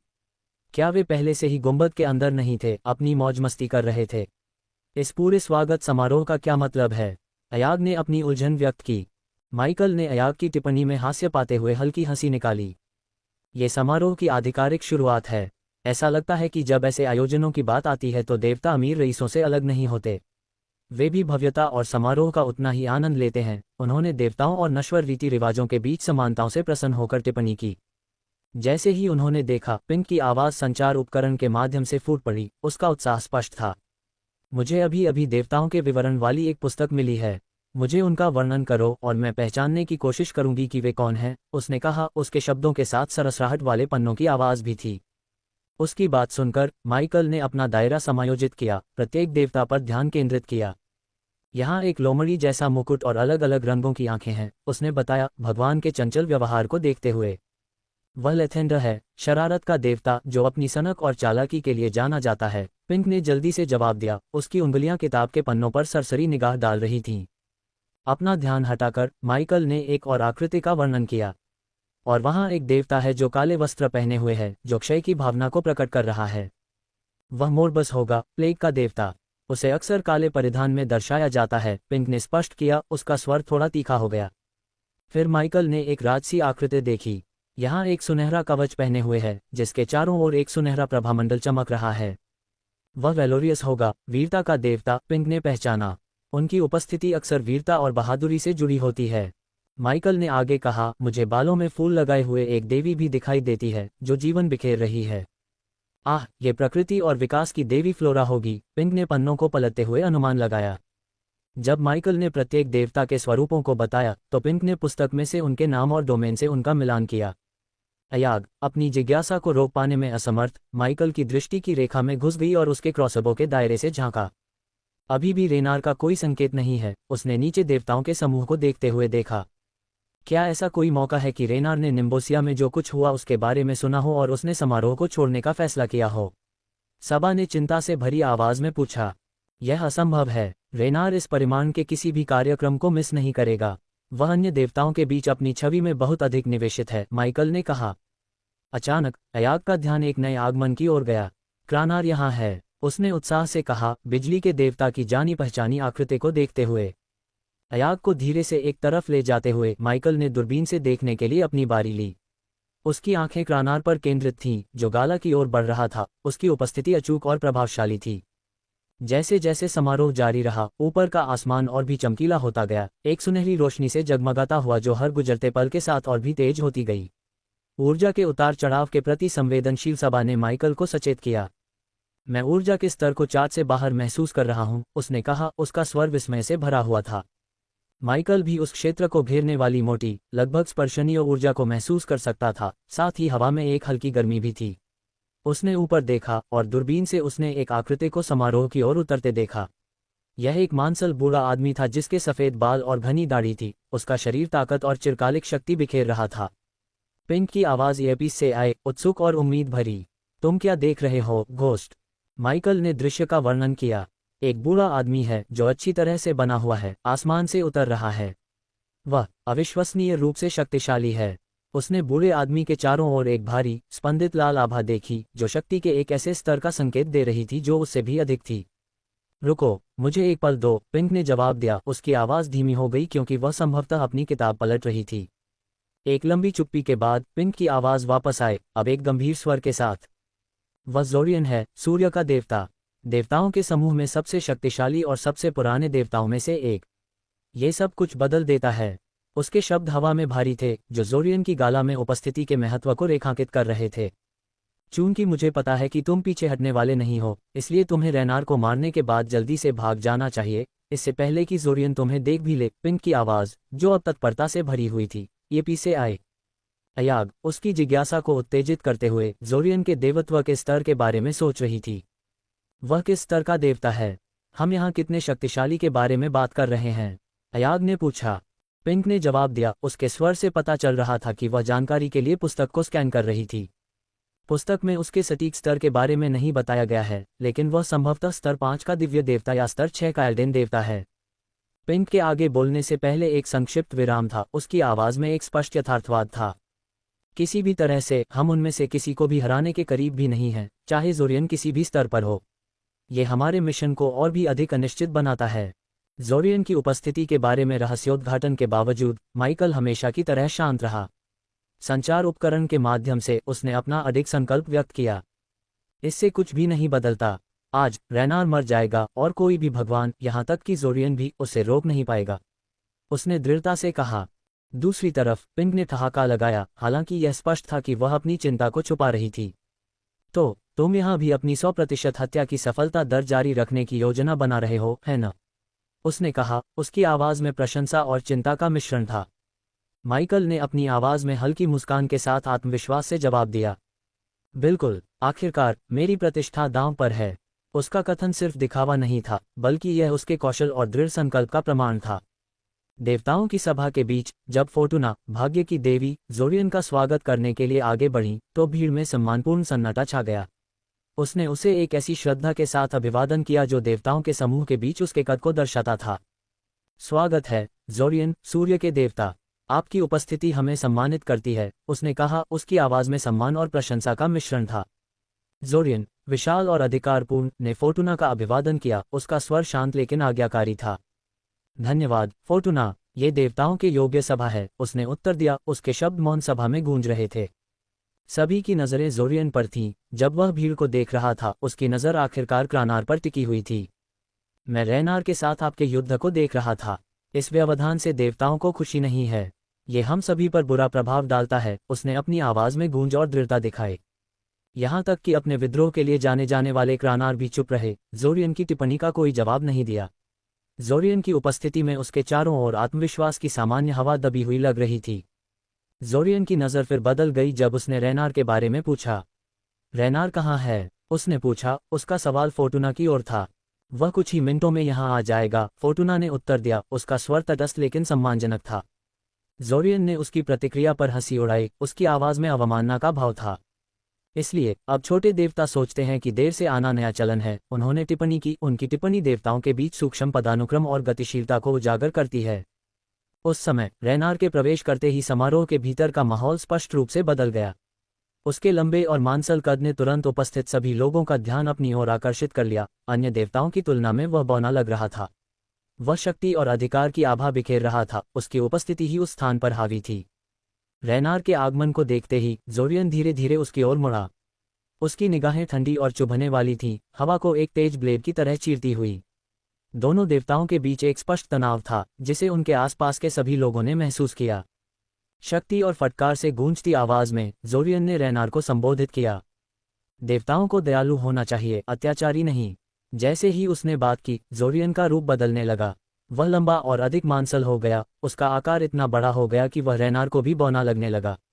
ये शारीरिक परिवर्तन सिर्फ एक शारीरिक परिवर्तन नहीं था, ये शक्ति का प्रदर्शन नहीं था, बल्कि यह उनके अधिकार का प्रतीकात्मक दावा था और रेनार के कार्यों की अस्वीकृति थी। अपने स्नाइपर घोंसले से माइकल ने अपने स्कोप के माध्यम से दृश्य को देखा। जैसे ही रेनार सभा में बैठा, माइकल ने अपने आप को एकाग्र तीव्रता के साथ बुदबुदाया। लक्ष्य दृष्टि में है, माइकल ने कहा। अध्याय 1165 मारक गोली चलाना। माइकल ने सावधानी से एक क्रॉसबो बोल्ट निकाला, जिसे सेंटीपीड की कॉलरबोन से सावधानीपूर्वक तैयार किया गया था, और उसे क्रॉसबो में लॉक कर दिया। उसने अपनी सांसों को स्थिर किया, हाथ में मौजूद काम पर ध्यान केंद्रित किया। डिडल डिडल, हम इतने छोटे हैं। उसने अपनी नसों को शांत करने के लिए एक मंत्र का उच्चारण किया। फिर सटीकता के साथ उसने क्रॉसबो को थोड़ा सा साइड में एडजस्ट किया, जो रेनार से दूर एक अजीब कोण था। इस एडजस्टमेंट ने अयाग का ध्यान खींचा, जिससे उसे उसके कार्यों पर सवाल उठाने के लिए प्रेरित किया। आप क्रॉसबो को इस तरह क्यों घुमा रहे हैं? ऐसा लगता है कि आप रेनार से दूर निशाना लगा रहे हैं, उसने उसकी रणनीति से हैरान होकर पूछा। माइकल ने अपना ध्यान बनाए रखते हुए अपने तर्क को समझाया। यह बाहरी कारकों की भरपाई करने के बारे में है। हवा की दिशा, दूरी, यहाँ तक कि मामूली वायुमंडलीय परिवर्तन भी बोल्ट के प्रक्षेपवक्र को प्रभावित कर सकते हैं, उसने कहा। उसकी आंखें अभी भी लक्ष्य पर थीं। इस दूरी पर एक छोटी सी भी गलत गणना से चूक हो सकती है। मुझे हवा की गति और दिशा के साथ साथ इस सीमा पर बोल्ट के गिरने का भी ध्यान रखना होगा। ये सब शॉट के लिए सही कोण खोजने के बारे में है, उसने स्थिर स्वर में कहा। अयाग ने सुना। लंबी दूरी की स्नाइपिंग में शामिल जटिलता और कौशल के लिए गहरी सराहना प्राप्त की। माइकल की सावधानीपूर्वक तैयारी और विवरण पर ध्यान उसके हर कदम में स्पष्ट था। अपने रुख को समायोजित करते हुए रेनार ज़ोरियन को संबोधित करने के लिए आगे बढ़ा। उसकी अभिव्यक्ति औचित्यपूर्ण थी। क्रानार ने भी ऐसा ही किया। उसका व्यवहार भी उतना ही दृढ़ था। उनके बीच तनाव स्पष्ट था, क्योंकि वे अपने संघर्ष की जड़ को समझाने लगे थे। ज़ोरियन, युद्ध तब शुरू हुआ जब क्रानार ने मेरे क्षेत्र निम्बोसिया पर अतिक्रमण किया। उसने वहां उपासकों का एक आधार बनाना शुरू कर दिया। रेनार ने अपनी आवाज़ को दृढ़ करते हुए खुद को पीड़ित पक्ष के रूप में चित्रित करते हुए कहा। और प्रतिशोध में आपने अपने स्वर्गदूतों और कट्टरपंथियों को मेरे अनुयायियों को बदलने के लिए भेजा, जिससे आपका प्रभाव अधर्मी तरीके से बढ़ गया। क्रानार ने जवाब दिया। उनके शब्दों ने बढ़ते तनाव, दो देवताओं के बीच सत्ता और अनुयायियों के लिए लड़ाई की तस्वीर पेश की। वीरता के देवता वेलोरियस, जो अपनी वीरता और बहादुरी के लिए जाने जाते हैं, ने तर्क के लहजे में हस्तक्षेप किया। लेकिन इस तरह की हरकतें समाधान की बजाय संघर्ष को और बढ़ाती हैं। क्या ये युद्ध वास्तव में आपके डोमेन के सर्वोत्तम हित में है? रैनार के जवाब देने से पहले लेथेंडर ने अपनी आवाज में हल्की लेकिन गंभीरता के साथ कहा, और आइए रैनार द्वारा कमीशन की गई कलाकृति को न भूलें। इसे रैनार के स्वर्गदूतों की बिजली के बोल्ट को अवशोषित करने और उन्हें वापस फायर करने के लिए डिजाइन किया गया है। इसने युद्ध का रुख रैनार के पक्ष में मोड़ दिया, लेथेंडर ने कहा। उसके बयान ने चल रहे संघर्ष में रणनीति और विश्वासघात की एक गहरी परत को उजागर किया। उपस्थित देवताओं ने इस जानकारी को आत्मसात कर लिया। उनकी अभिव्यक्तियां चिंता से लेकर साजिश तक थीं। जोरियन, उसकी आवाज में फटकार थी। उसने अपने सामने इकट्ठे देवताओं को संबोधित किया। ये युद्ध पूरे देवालय पर बुरा प्रभाव डालता है। ये सच है, जैसा कि कुछ लोग मानते हैं। उसने क्षण भर के लिए शेषत की ओर देखा कि हम धीरे धीरे अपना रास्ता खो रहे हैं। उसकी नज़र फिर से रैनार और क्रैनार पर चली गई। उसकी अभिव्यक्ति कठोर और अधिकारपूर्ण थी।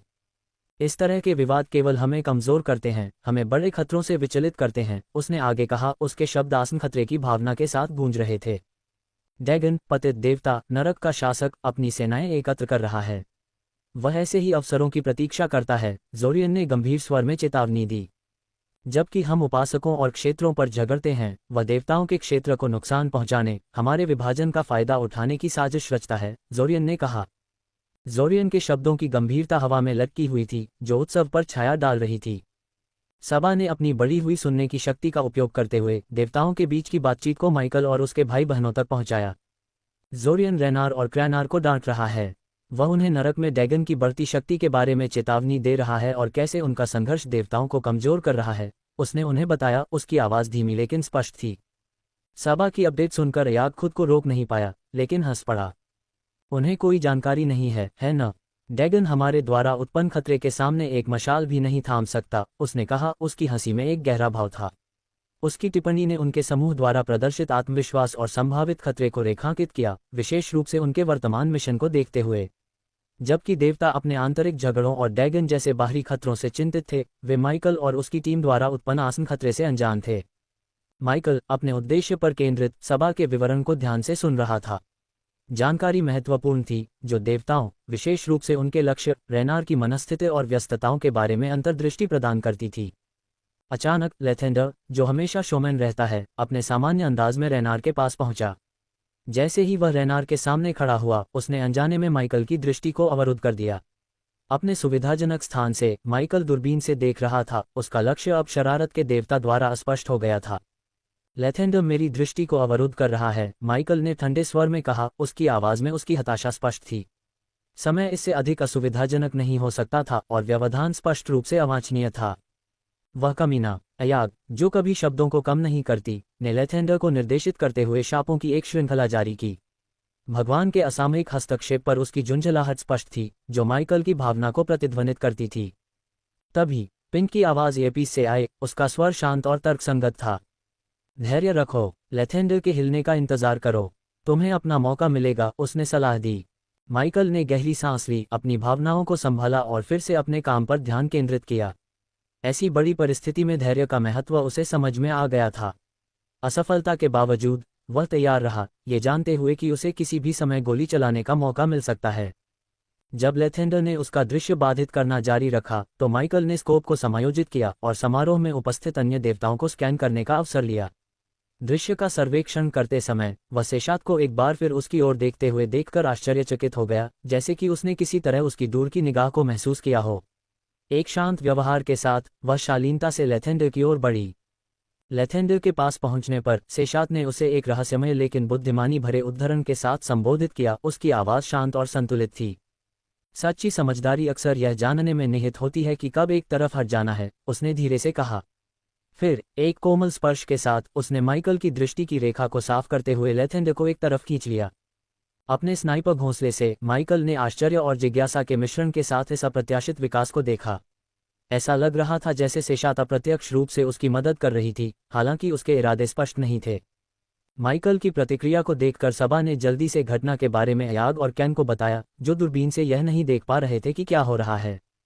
सेशात ने लेथेंडर को माइकल की नज़रों से दूर कर दिया। उसने अविश्वास भरे लहजे में समझाया।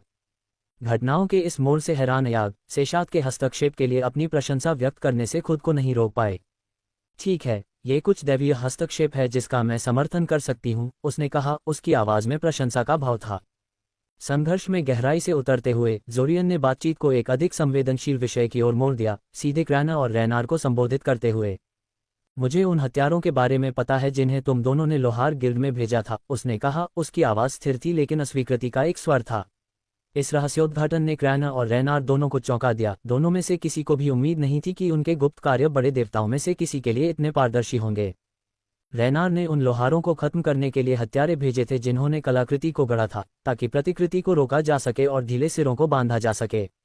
दूसरी ओर क्रैना ने कलाकृतियों को पुनः प्राप्त करने और उन लोगों को खत्म करने के लिए अपने स्वयं के हथियारों को भेजा था जिन्होंने एक ऐसा उपकरण तैयार किया था जो उसकी शक्ति को कमजोर कर सकता था। वेलोरियस ध्यान से सुन रहा था, एक टिप्पणी के साथ बातचीत में शामिल हो गया जो वीरता के देवता के रूप में उसकी भूमिका को दर्शाता था। आप दोनों के बीच ये युद्ध सीमाओं को पार कर गया है। रैनार अपने लोगों को भय के माध्यम से पूजा करने के लिए मजबूर कर रहा है, कम पूजा ऊर्जा पैदा करने के लिए दंड के रूप में उन्हें बाढ़ कर रहा है। यह एक देवता के लिए अनुचित है, उसने कहा। उसकी आवाज़ दृढ़ और न्याय और नैतिकता की भावना से भरी हुई थी। इस आदान प्रदान ने क्रैना और रैनार के बीच संघर्ष की सीमा को उजागर किया, जिसमें वर्चस्व की लड़ाई में उनके द्वारा उठाए गए हताश उपायों का खुलासा हुआ। जोरियन के ज्ञान और वेलोरियस की टिप्पणियों ने पैंथियन के भीतर बिगड़ती स्थिति और समाधान की आवश्यकता पर प्रकाश डाला। दूसरी ओर समारोह में तनाव के बीच पिंक की आवाज़ संचार उपकरण के माध्यम से आई, जिसने माइकल के ध्यान को भंग कर दिया। क्या अब आपकी दृष्टि स्पष्ट है? उसने पूछा। उसके स्वर में तत्परता थी। हाँ, माइकल ने उत्तर दिया। उसकी आवाज़ स्थिर थी और उसने एक गहरी सांस ली, महत्वपूर्ण क्षण के लिए अपनी नसों को स्थिर किया। शॉट लो, माइकल, पिंक ने आग्रह किया। उसके शब्द स्थिति की गंभीरता को प्रतिध्वनित कर रहे थे। अयाग, जो चुपचाप देख रहा था, ने एक गहरी सांस ली और फुसफुसाया। ये हो गया। हवा प्रत्याशा से भरी हुई थी। उनके कार्य का महत्व उनके ऊपर भारी रूप से लटका हुआ था। माइकल ने अभ्यास की सटीकता के साथ अपने लक्ष्य को समायोजित किया, उन सभी चरों को ध्यान में रखते हुए जिन्हें उसने सावधानीपूर्वक गणना की थी। उसकी उंगली धीरे से ट्रिगर पर टिकी हुई थी। क्रॉसबो बोल्ट तैयार और तैयार था। जब उसने सांस छोड़ी और धीरे से ट्रिगर दबाया तो दुनिया धीमी हो गई। क्रॉसबो बोल्ट प्राचीन सेंटीपीड की कॉलबोन से तैयार एक घातक प्रक्षेप्य क्रॉसबो से एक शांत फुसफुसाहट के साथ लॉन्च हुआ, हवा को काटते हुए अपने लक्ष्य की ओर। बोल्ट घातक सटीकता के साथ उड़ा। दूरी यह और रैनार के बीच तेजी से नजदीक आ रहा था। ये क्षण योजना, कौशल और दृढ़ संकल्प की पराकाष्ठा थी, ज्ञात इतिहास में किसी देवता की हत्या का पहला प्रयास। जैसे ही बोल्ट अपने लक्ष्य के करीब पहुंचा, माइकल के शॉट का नतीजा अधर में लटक गया, जो सस्पेंस के दिल को थाम देने वाले पल तक पहुंच गया। अध्याय 1166 एक देवता की मृत्यु। जैसे ही क्रॉसबो बोल्ट रैनार के सिर में घुसा, उसका शरीर बेकाबू होकर कांपने लगा। यह एक ऐसा दृश्य था जो चौंकाने वाला और अभूतपूर्व दोनों था। घाव से एक झिलमिलाता हुआ, लगभग अलौकिक रक्त बह रहा था, जो एक भयावह प्रदर्शन में बोल्ट के नीचे बह रहा था। देवता, जिन्होंने अपने किसी एक पर इस तरह का अचानक और हिंसक हमला कभी नहीं देखा था, वे घबराहट और अविश्वास की स्थिति में आ गए। उनके हाव भाव उनके सामने हो रही अराजकता को दर्शाते थे। यहाँ तक कि सूर्य के शक्तिशाली और शांत देवता जोरियन भी स्पष्ट रूप से हिल गए थे। शेषत की आंखें सदमे से चौड़ी हो गईं, उसकी आवाज़ में घबराहट भर गई और उसने पूछा, उसे क्या हो रहा है? उसका सवाल हवा में अनुत्तरित लटका रहा, जिससे भय की भावना और बढ़ गई। जोरियन ने क्रोध के एक दुर्लभ प्रदर्शन में आदेश दिया, हमलावर को खोजो। उसने शेषत के स्वर्गदूतों से चिल्लाकर कहा। उसकी आवाज़ में अधिकार और तत्परता की गूंज थी। स्वर्गदूत हालांकि उतने ही चौंके हुए थे, लेकिन वे तुरंत हरकत में आ गए। उनके पंख तेजी से फड़फड़ा रहे थे क्योंकि वे उस क्षेत्र को स्कैन कर रहे थे। इस बीच रैनार का शरीर कांपता रहा, जिससे ऊर्जा का एक शक्तिशाली उछाल निकल रहा था जिसने उनके चारों ओर की हवा को गर्म कर दिया। हवा ने गति पकड़नी शुरू कर दी, एक चमकते हुए तूफान में बदल गई जो उस पल की उथल पुथल और भ्रम को दर्शाता था। देवता और स्वर्गदूत, जो आमतौर पर दिव्य शांति और नियंत्रण के प्रतीक होते हैं, अब भय और अनिश्चितता से ग्रसित थे।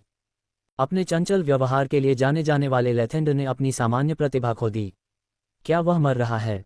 जब उसने पूछा तो उसकी आवाज़ में अविश्वास था। मदद करने के लिए एक हताश प्रयास में जोरियन ने रैनार के सिर से बोल्ट को हटाने के लिए हाथ बढ़ाया। हालांकि जब उसने आखिरकार इसे बाहर निकाला तो खून की एक तेज धारा बह निकली, जिससे रेनार बेजान दिख रहा था। उसकी आंखों में कोई चिंगारी नहीं थी। ये दृश्य घोर निराशा और असहायता का था। एक देवता जिसे कभी अजेय माना जाता था, अब उनके सामने मर रहा था। अपने सुविधाजनक स्थान से माइकल ने स्थिति की गंभीरता को महसूस किया और आसन्न तूफान को भांपते हुए ये जान लिया कि पीछे हटने का समय आ गया है। यहाँ से निकल जाने का समय आ गया है, उसने तत्काल कहा। उसने पेड़ पर एक स्पाइडर को छोड़ दिया ताकि वह घटना के बाद की स्थिति पर नजर रख सके और जल्दी से अपने पोर्टेबल पोर्टल को सक्रिय कर दिया। जैसे ही पोर्टल अस्तित्व में आया, ज़ोरियन ने टेलीपोर्टेशन को महसूस करते हुए चिल्लाया, हमलावर भाग रहा है। लेकिन बहुत देर हो चुकी थी। माइकल पोर्टल में घुस गया और दृश्य से गायब हो गया। पीछे एक अफरा तफरी में डूबा हुआ उत्सव छोड़ गया। देवता अभी भी सदमे से उबर रहे थे। धीरे धीरे जो कुछ हुआ था उसकी वास्तविकता को समझने लगे। अकल्पनीय हुआ था, एक देवता की हत्या कर दी गई थी। इस अभूतपूर्व घटना के प्रभाव ने दिव्य सभा में भय और अविश्वास की लहरें भेज दीं। वे स्तब्ध मौन में खड़े थे, उनके चेहरे पर भय, भ्रम और यह एहसास था कि उनकी दुनिया हमेशा के लिए बदल गई है। यह विचार कि एक देवता को मारा जा सकता है, जो कभी अकल्पनीय था, अब एक भयावह वास्तविकता बन गया था। जैसे ही रेनार की आसन्न मृत्यु की वास्तविकता समझ में आई, देवताओं के बीच एक धीमी सी फुसफुसाहट फैल गई। उन्होंने अविश्वास और भय की दृष्टि से एक दूसरे का सामना किया। उनकी दिव्य शांति इस अभूतपूर्व घटना से बिखर गई। कानाफूसी और विस्मय ने स्तब्ध मौन को तोड़ा। क्या ये संभव भी है? एक छोटे देवता ने फुसफुसाया। उसकी आवाज में मुश्किल से फुसफुसाहट थी, उसके चेहरे पर अविश्वास साफ झलक रहा था। हम अजेय नहीं हैं, एक अन्य देवता ने कहा। यह एहसास भय और अनिश्चितता के साथ उभर रहा था। ये कौन कर सकता है? एक देवी ने पूछा। उसकी आवाज कांप रही थी क्योंकि वह अपने साथी देवताओं की ओर देख रही थी। उसकी आंखों में संदेह और भय घुल मिल गया था। क्या ये सच में हो रहा है?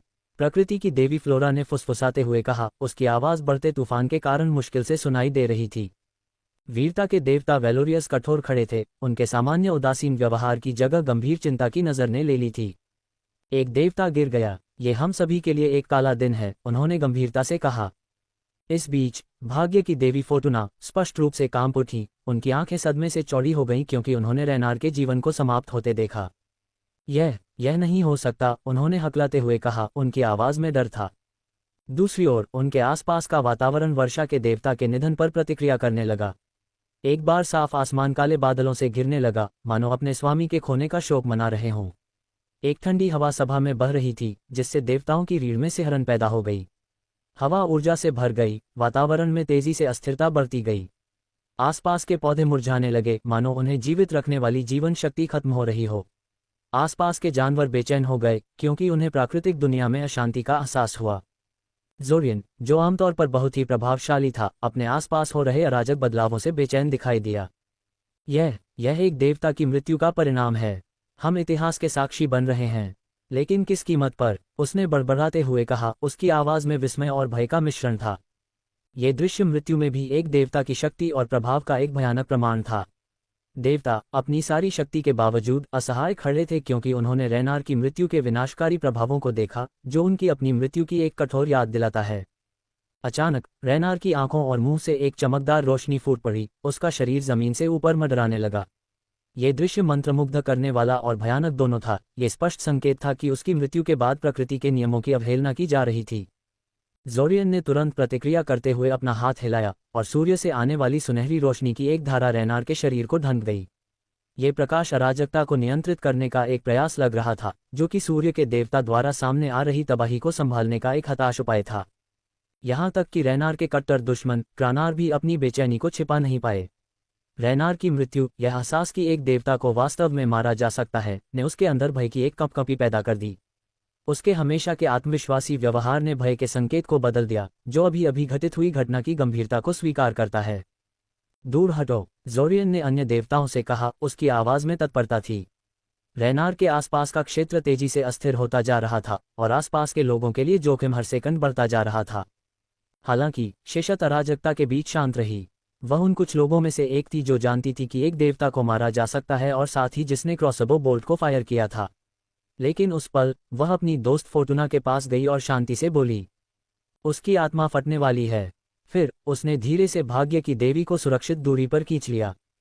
दूसरी ओर वेलोरियस ने वीरता के देवता के रूप में अपनी भूमिका को मूर्त रूप देते हुए कमतर और निम्न स्तर के देवताओं को खतरे के क्षेत्र से दूर ले जाने का कार्यभार संभाला। उसके कार्य एक नेता के समान थे जो उन लोगों की सुरक्षा सुनिश्चित करता था जो अधिक असुरक्षित थे। लेथेंडर, जो आमतौर पर बहुत ही चंचल और शरारती होता था, स्पष्ट रूप से हिल गया था। उसने खुद से बड़बड़ाते हुए स्थिति को समझने की कोशिश की। किसने उस क्रॉसबो बोल्ट को किसने चलाया? किसके पास एक देवता को मारने की शक्ति है? उसकी आवाज़ धीमी हो गई, जो कई लोगों द्वारा साझा किए गए सदमे और अविश्वास को दर्शाती थी। जैसे जैसे स्थिति तेजी से अस्थिर होती गई, देवता तेजी से गाला और भव्य गुंबद से दूर चले गए। जोरियन को रेनार के अस्थिर शरीर से जूझने के लिए छोड़ दिया। प्लेग के देवता मोर्बस पहले ही एक अंधेरे धुंध में गायब हो गए थे। उनके जाने से एक रहस्यमय मुस्कान के साथ चिन्हित किया गया था जो कई सवालों को अनुत्तरित छोड़ गया था।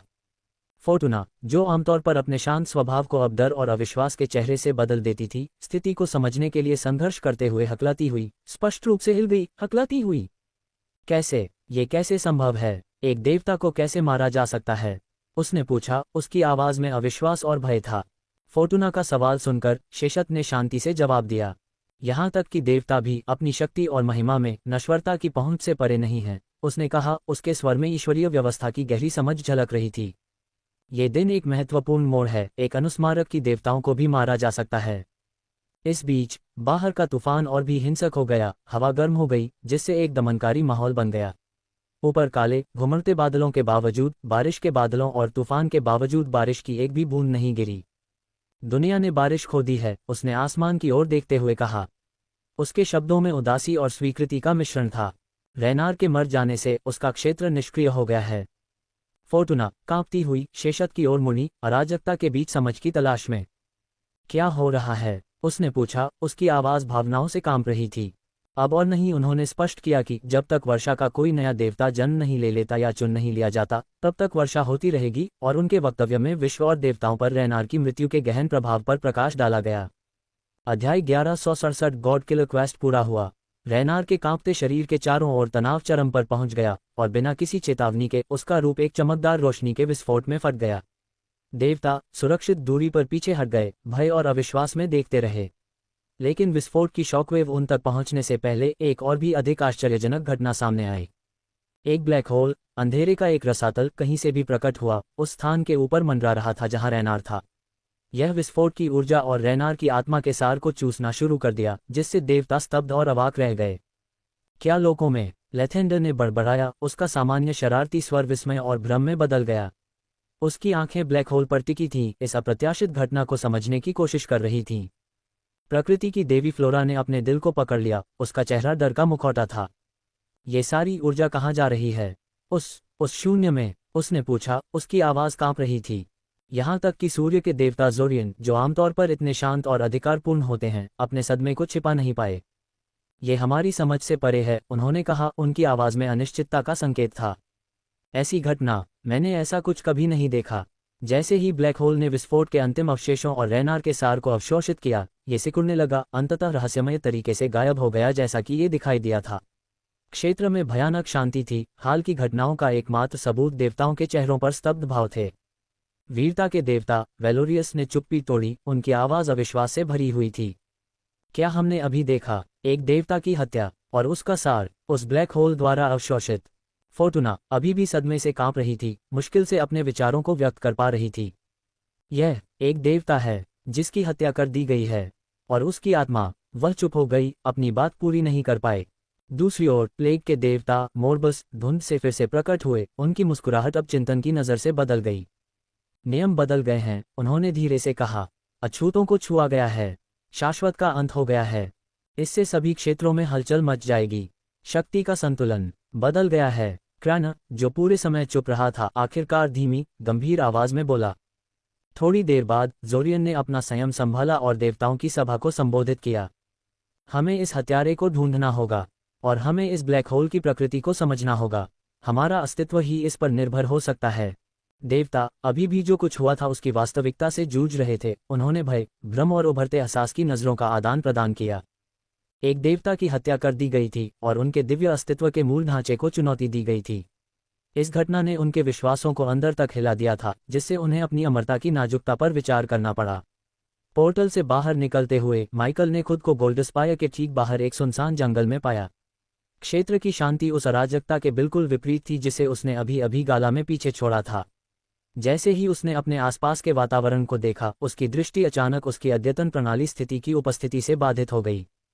होस्ट माइकल, कल्टीवेशन लेवल आध्यात्मिक भ्रूण क्षेत्र, ईश्वरत्व लेवल 2 डेमी गॉड, अनुभव अंक 0/2 लाख, बदमाश अंक 7000, पूजा ऊर्जा 0, कौशल और मंत्र विंड ब्लास्ट 6 लैट्वियन लैस ultimate form level 1, eyes of doom 5 लैट्वियन लैस ultimate form level 1, responsive shield 9 लाटवीलेट्स, एनवायरनमेंट स्कैनिंग 9 लाटवीलेट्स, इग्निटिया 8 लैट्वियन लैस अल्टीमेट फॉर्म लेवल 1, सिलीन 2 लाटवीलेट्स, मेटियोर 2 लाटवीलेट्स, लाइटनिंग डैश 6 लैट्वियन लैस अल्टीमेट फॉर्म लेवल 1, ऊर्जा भक्षक 6 लाटवीलेट्स, आत्मा भक्षक 6 लाटवीलेट्स, आत्मा घूरना 5 लाटवीलेट्स, मृत्यु सीमा 3 लाटवीलेट्स, छाया टेलीपोर्टेशन, अंधकार की आंखें सामान्य दूसरों के खेती के स्तर को समझ सकती हैं।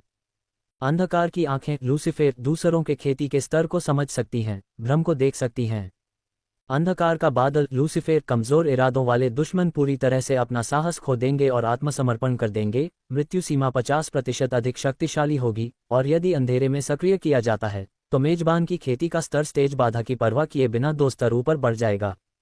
तकनीक, भाग्य की तलवारें 98% महारत, आग की अंगूठी 96% महारत, सर्प मेगा 98% महारत, व्यवसाय सूर्योदय संप्रदाय का संरक्षक, अंधकार का देवता, अंधकार का स्वामी, स्थिति स्वस्थ, लक्ष्य देवताओं और नश्वर क्षेत्र के क्षेत्र को नियंत्रित करना, मृत्यु के आदेश को बढ़ाना, उपयोगिता फंक्शन, बैंकर 5 लैट्वियन लैस अनुपात 1000 सोने के सिक्के 40 बदमाश बिंदु, रूनिक टेलीपोर्टेशन, एक्स-रे विजन अंधकार की आंखों के साथ भी एकीकृत, धन 6 मिलियन सोना, विशेष गुण 6 स्टार कीमियागर, 5 स्टार लोहार, 5 स्टार आविष्कारक, अधीनस्थ गया योद्धा वफादारी स्तर 100%, रेलेन 5 स्टार शेफ वफादारी स्तर 99%, आर्या छाया की रानी हत्यारा वफादारी स्तर 92%, एडलिया व्रेत वफादारी स्तर 94%, मैक्सिन शक्ति की रानी योद्धा वफादारी स्तर 98%, टिबेरियस युद्ध का राजा योद्धा वफादारी स्तर 85%, सैडिक फुसफुसाहटों की रानी वफादारी स्तर 70%, रिकी वफादारी स्तर 95%, टाइटस और ऑप्टिमस आपूर्ति के राजा वफादारी स्तर 80%, गिब्सन आसमान का राजा वफादारी स्तर 90%, कोरी समुद्र की रानी वफादारी स्तर 90%, साइलेंट रीपर रूप समुद्री डाकू वफादारी स्तर 93%, सेबर्ट मरे हुओं का राजा, ट्रिस्टा वफादारी स्तर 83%, लेनोरा वफादारी स्तर 82%, संचालन का आधार the abyssal, the crypt, the dark ocean, परिचित नाइटमेयर वर्तमान में सोल फॉर्म में रॉयल ड्रैगन, वेदोरा 3 सिर वाला हाइड्रा, एलिमेंटल मैनिपुलेशन पवन 45% महारत, अग्नि 45% महारत, बिजली 50% महारत, अंधेरा महारत 45%। नई जानकारी को स्कैन करते हुए उन्होंने कुछ महत्वपूर्ण बदलावों को नोट किया। लगता है कि मेरे बदमाश अंक बढ़ गए हैं, उन्होंने खुद से कहा 6000 से 7000 तक की छलांग को देखते हुए। फिर उनकी नज़र वर्डले स्पेलकास्टर कौशल पर गई, जो अब अनुपस्थित था, और क्लाउड ऑफ डार्कनेस के स्तर में कमी। ऐसा लगता है कि सिस्टम मेरे विकास के साथ साथ खुद को ढाल रहा है, बदल रहा है। दिलचस्प और समझ में आने वाला, उसने सिस्टम की गतिशील प्रकृति से रोमांचित होकर जोर से सोचा। जब वह अपनी स्थिति विंडो को देख रहा था तो उसकी आंखें सिकुड़ गईं, क्योंकि उसने रेनार की हत्या के लिए अनुभव बिंदुओं और खोजपूर्ण अधिसूचना की अनुपस्थिति पर विचार किया। रेनार की हत्या के लिए अनुभव बिंदु कहाँ हैं? उसने सवाल किया। उसकी आवाज में जिज्ञासा और अधीरता का भाव था। जंगल में कोई हलचल नहीं हुई। इसकी शांति माइकल के दिमाग में विचारों के बवंडर के साथ बिल्कुल विपरीत थी। माइकल की नज़र एक बार फिर अपने सिस्टम की स्थिति पर चली गई। वह विचारों में खो गया। सिस्टम क्या कर रहा है? कोई अनुभव अंक नहीं, कोई खोज पूरी नहीं। इसका क्या मतलब है? उसने सोचा। उसकी आवाज़ जंगल की शांति में थोड़ी सी गूंज रही थी। उसने एक आह भरी। उसकी सांस ठंडी हवा में धुंधली हो गई। मुझे लगता है कि भगवान की हत्या सिस्टम के लिए सिर्फ एक और काम नहीं है। इसमें कुछ और भी होना चाहिए। कुछ बड़ा खेल चल रहा है। उन्होंने निष्कर्ष निकाला। उनकी आवाज़ में एहसास और प्रत्याशा की भावना थी। अचानक जब माइकल सिस्टम की प्रतिक्रिया की स्पष्ट कमी पर विचार कर रहा था तो उसे सिस्टम इंटरफेस से जबरदस्ती बाहर निकाल दिया गया। कार्रवाई की अचानकता ने उसे चौंका दिया। घटनाओं के अप्रत्याशित मोड़ से उसके विचार बाधित हो गए। इससे पहले कि वह समझ पाता कि क्या हो रहा है, उसके सामने एक ब्लैक होल प्रकट हुआ जिसका काला मुंह अशुभ रूप से घूम रहा था। अयाग और सबा इस अचानक विकास से समान रूप से चौंक गए। उन्होंने अपनी हैरानी व्यक्त की। अब क्या हो रहा है? अयाग ने कहा, उसकी आवाज में चिंता की भावना थी। जब वे देख रहे थे, एक क्रिस्टलीकृत ऊर्जा तीव्र प्रकाश से चमकती हुई ब्लैक होल से माइकल की ओर निकली। तेजी से प्रतिक्रिया करते हुए उसने हाथ बढ़ाया और ऊर्जा क्रिस्टल को पकड़ लिया। उसका हाथ मजबूती से उसके चारों ओर बंद हो गया। उसी क्षण सिस्टम की परिचित झनकार उसके दिमाग में गूंजी, जो लंबे समय से प्रतीक्षित थी सूचना। डिंग, बारिश के देवता रैनार को मारने के लिए मेजबान को बधाई। इनाम है 120,000 अनुभव अंक और 40,000 बदमाश अंक। डिंग, सफलतापूर्वक बदमाश बनने के लिए मेजबान को बधाई। इनाम है 60,000 बदमाश अंक। उसके हाथ में ऊर्जा क्रिस्टल स्पंदित हुआ और जैसे ही ऊर्जा भक्षक कौशल सक्रिय हुआ, माइकल ने महसूस किया कि उसके अंदर शक्ति का प्रवाह हो रहा है।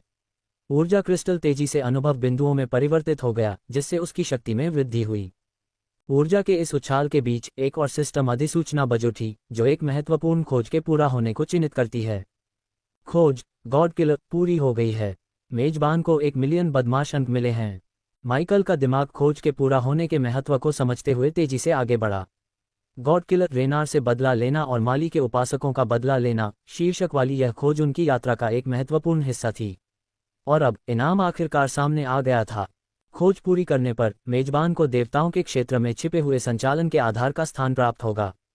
जब वह वहां खड़ा था, अभी भी शक्ति और सूचना के प्रवाह को अवशोषित कर रहा था, तो उसके हाथ में एक नक्शा प्रकट हुआ। इसे खोलते हुए उसने देखा कि इस पर स्पष्ट रूप से संचालन का एक नया आधार अंकित था, जो देवताओं के क्षेत्र में छिपा हुआ स्थान था। नक्शा देखने पर अयाग झुक गई। उसकी आंखें जिज्ञासा से चौड़ी हो गईं क्योंकि उसने माइकल के हाथ में नक्शे को देखा। यह क्या है? उसने पूछा। उसके स्वर में जिज्ञासा और उत्साह का मिश्रण था। माइकल ने नक्शे को उठाया, उसका बारीकी से अध्ययन किया। उसके चेहरे पर धीरे धीरे एक मुस्कान फैल गई, जो आगे क्या होने वाला है इसकी उपलब्धि और प्रत्याशा की भावना को दर्शाती थी। नक्शा केवल एक स्थान से अधिक का प्रतिनिधित्व करता था। यह उनकी यात्रा में एक नए चरण का प्रतीक था, संचालन का एक नया आधार। ये हमारी अगली बड़ी चीज है, माइकल ने आखिरकार कहा। उसकी आवाज में रहस्य और दृढ़ संकल्प का संकेत था। उसके हाथ में नक्शा सिर्फ कागज का एक टुकड़ा नहीं था, यह नए अवसरों का प्रवेश द्वार था। देवताओं के दायरे में अपने प्रभाव और शक्ति का विस्तार करने का एक मौका था। अध्याय 1168 किसी महत्वपूर्ण व्यक्ति की मृत्यु। नया आग शुरू होता है। जब वह करीब झुकी तो अयाग की आंखों में जिज्ञासा चमक उठी। तो हमारे लिए आगे क्या है? उसने पूछा। उसकी आवाज में उनके नए उद्यम का उत्साह झलक रहा था। माइकल की नज़र नक्शे से हटकर क्षितिज पर चली गई। उसके चेहरे पर एक विचारशील भाव था। सबसे पहले हमें पिंक को सुरक्षित घर से उठाना होगा, उसने अपनी तत्काल योजना की रूपरेखा बताई। फिर हम सीधे ऑपरेशन के इस नए बेस पर जाएंगे, माइकल ने कहा। नक्शे को और खोलते हुए उसने इसे और करीब से देखा। उसकी उंगली रेखाओं और रूपरेखाओं को तब तक ट्रेस करती रही जब तक कि वह एक विशिष्ट बिंदु पर नहीं आ गई। प्रकृति की देवी फ्लोरा के क्षेत्र किंगडम वर्डैंड फॉरेस्ट नाम ने उसकी नज़र को आकर्षित किया। एक नया क्षेत्र, एक नया रोमांच। एक हंसी के साथ माइकल ने नक्शे से ऊपर देखा। उसके स्वर में मनोरंजन स्पष्ट था। लगता है कि हम किसी दूसरी देवी से मिलने जा रहे हैं, उसने कहा। प्रकृति की देवी से मिलने की संभावना ने उनकी यात्रा में एक और रहस्य जोड़ दिया। अयाग की मुस्कुराहट ने माइकल के मनोरंजन को प्रतिबिंबित किया। एक देवी के क्षेत्र में जाने का विचार, विशेष रूप से फ्लोरा जैसी महत्वपूर्ण देवी, रोमांचकारी था। फिर माइकल ने अपने पोर्टेबल दिव्य पोर्टल को सक्रिय किया। पिंक के सुरक्षित घर के मंद रोशनी वाले कमरे में खुले भंवर से आगे बढ़ा। पोर्टल के अचानक प्रकट होने से पिंक चौंक गई, जिसने आश्चर्यचकित होकर चीख निकाली। भूत! पिंक ने आश्चर्य और झुंझलाहट का मिश्रण करते हुए कहा। अगली बार थोड़ी चेतावनी कृपया, उसने मजाक में शिकायत की। उसकी प्रतिक्रिया ने अयाग को हंसा दिया, जो मजाक करने से खुद को रोक नहीं सका। तुम्हें डरा दिया है न? उसने शरारत से अपनी आंखों में चमक लाते हुए कहा। पिंक, जो आसानी से घबराने वाली नहीं थी, ने एक चंचल मुस्कान के साथ जवाब दिया। शायद बस थोड़ा सा, उसने स्वीकार किया। उसका स्वर हल्का और चंचल था। उसका ध्यान तुरंत माइकल के हाथ में मौजूद नक्शे पर चला गया।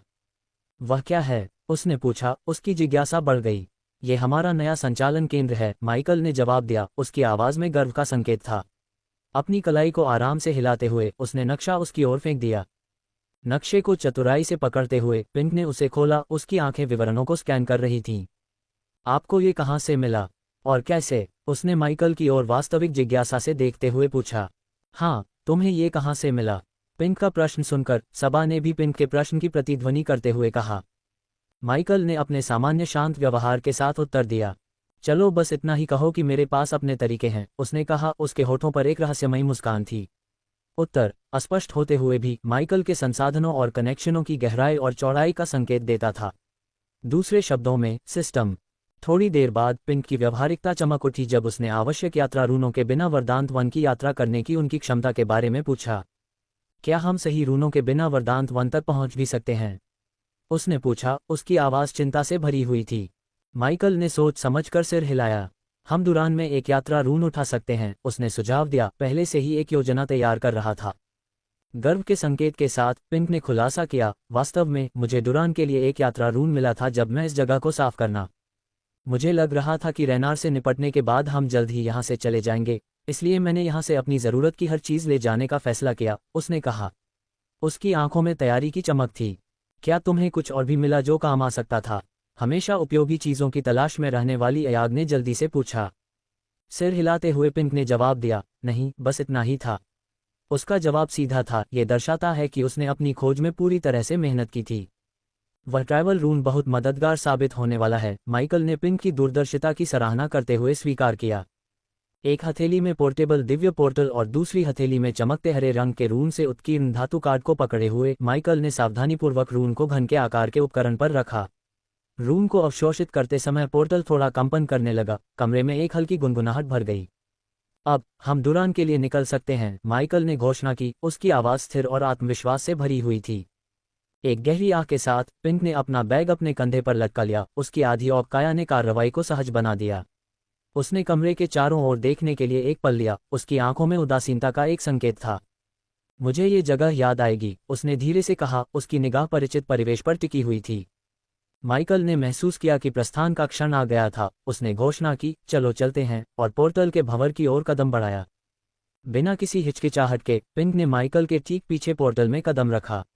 जैसे ही वे कमरे से गायब हुए, उनके पीछे पोर्टल बंद हो गया, एक अध्याय के अंत और दूसरे की शुरुआत को चिन्हित करते हुए। जल्द ही माइकल और पिंक माइकल के कंधे पर आराम से बैठे हुए दुरान लौटने पर एक अंधेरी गली में प्रकट हुए। हलचल भरे शहर के परिचित दृश्य और आवाज़ें उनका स्वागत कर रही थीं, जो कि सुरक्षित घर के शांत एकांत से बिल्कुल अलग थी जिसे वे अभी अभी छोड़कर आए थे। पिंक ने मंद रोशनी वाली गली के चारों ओर नज़र घुमाई, उसके ऊपर पुरानी यादों का भाव छा गया। मुझे यहाँ आए हुए बहुत समय हो गया है, उसने टिप्पणी की, उसकी आवाज़ में स्नेह और उदासी का मिश्रण था। माइकल के जवाब देने से पहले सबा ने अपनी गहरी इंद्रियों से सड़क पर चल रहे ऑक्स के एक समूह की ओर इशारा किया। वे सभी ग्रे रंग के कपड़े पहने हुए थे, उनके हाव भाव गंभीर और चिंतनशील थे।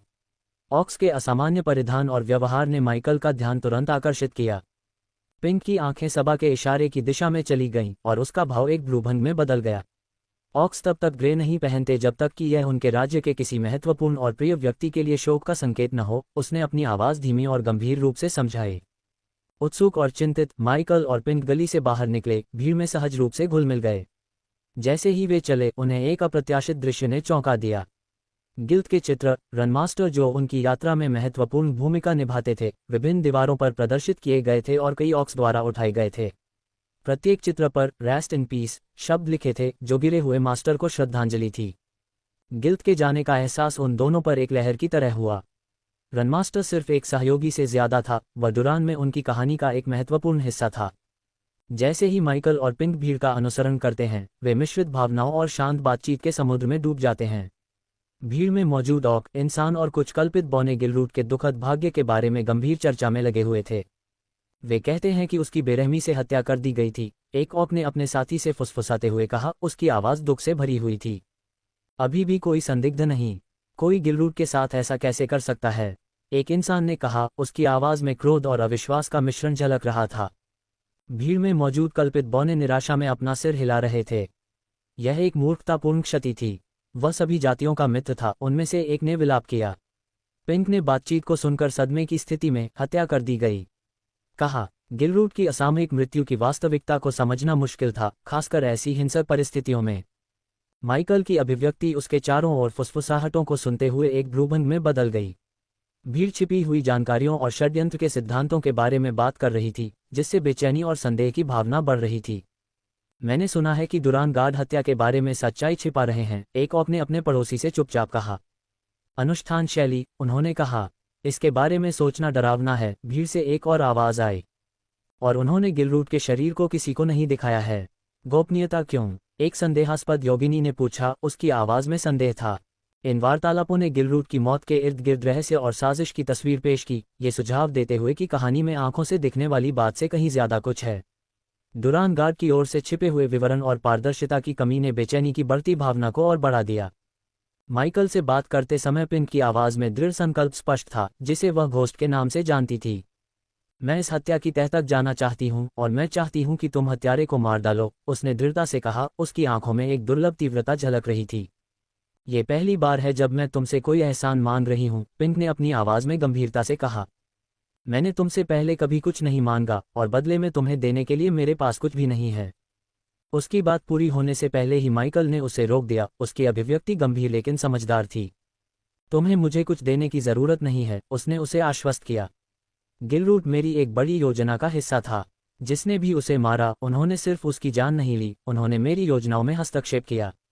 माइकल का स्वर कठोर हो गया जब उसने निष्कर्ष निकाला, और जो कोई भी मेरी योजनाओं में गड़बड़ी करेगा, उसे परिणाम भुगतने होंगे। वे मर जाएंगे। उसके शब्दों में अंतिमता का भार था और गिलरूट के साथ किए गए अन्याय और उसकी बड़ी रणनीति के विघटन के लिए प्रतिशोध का वादा था।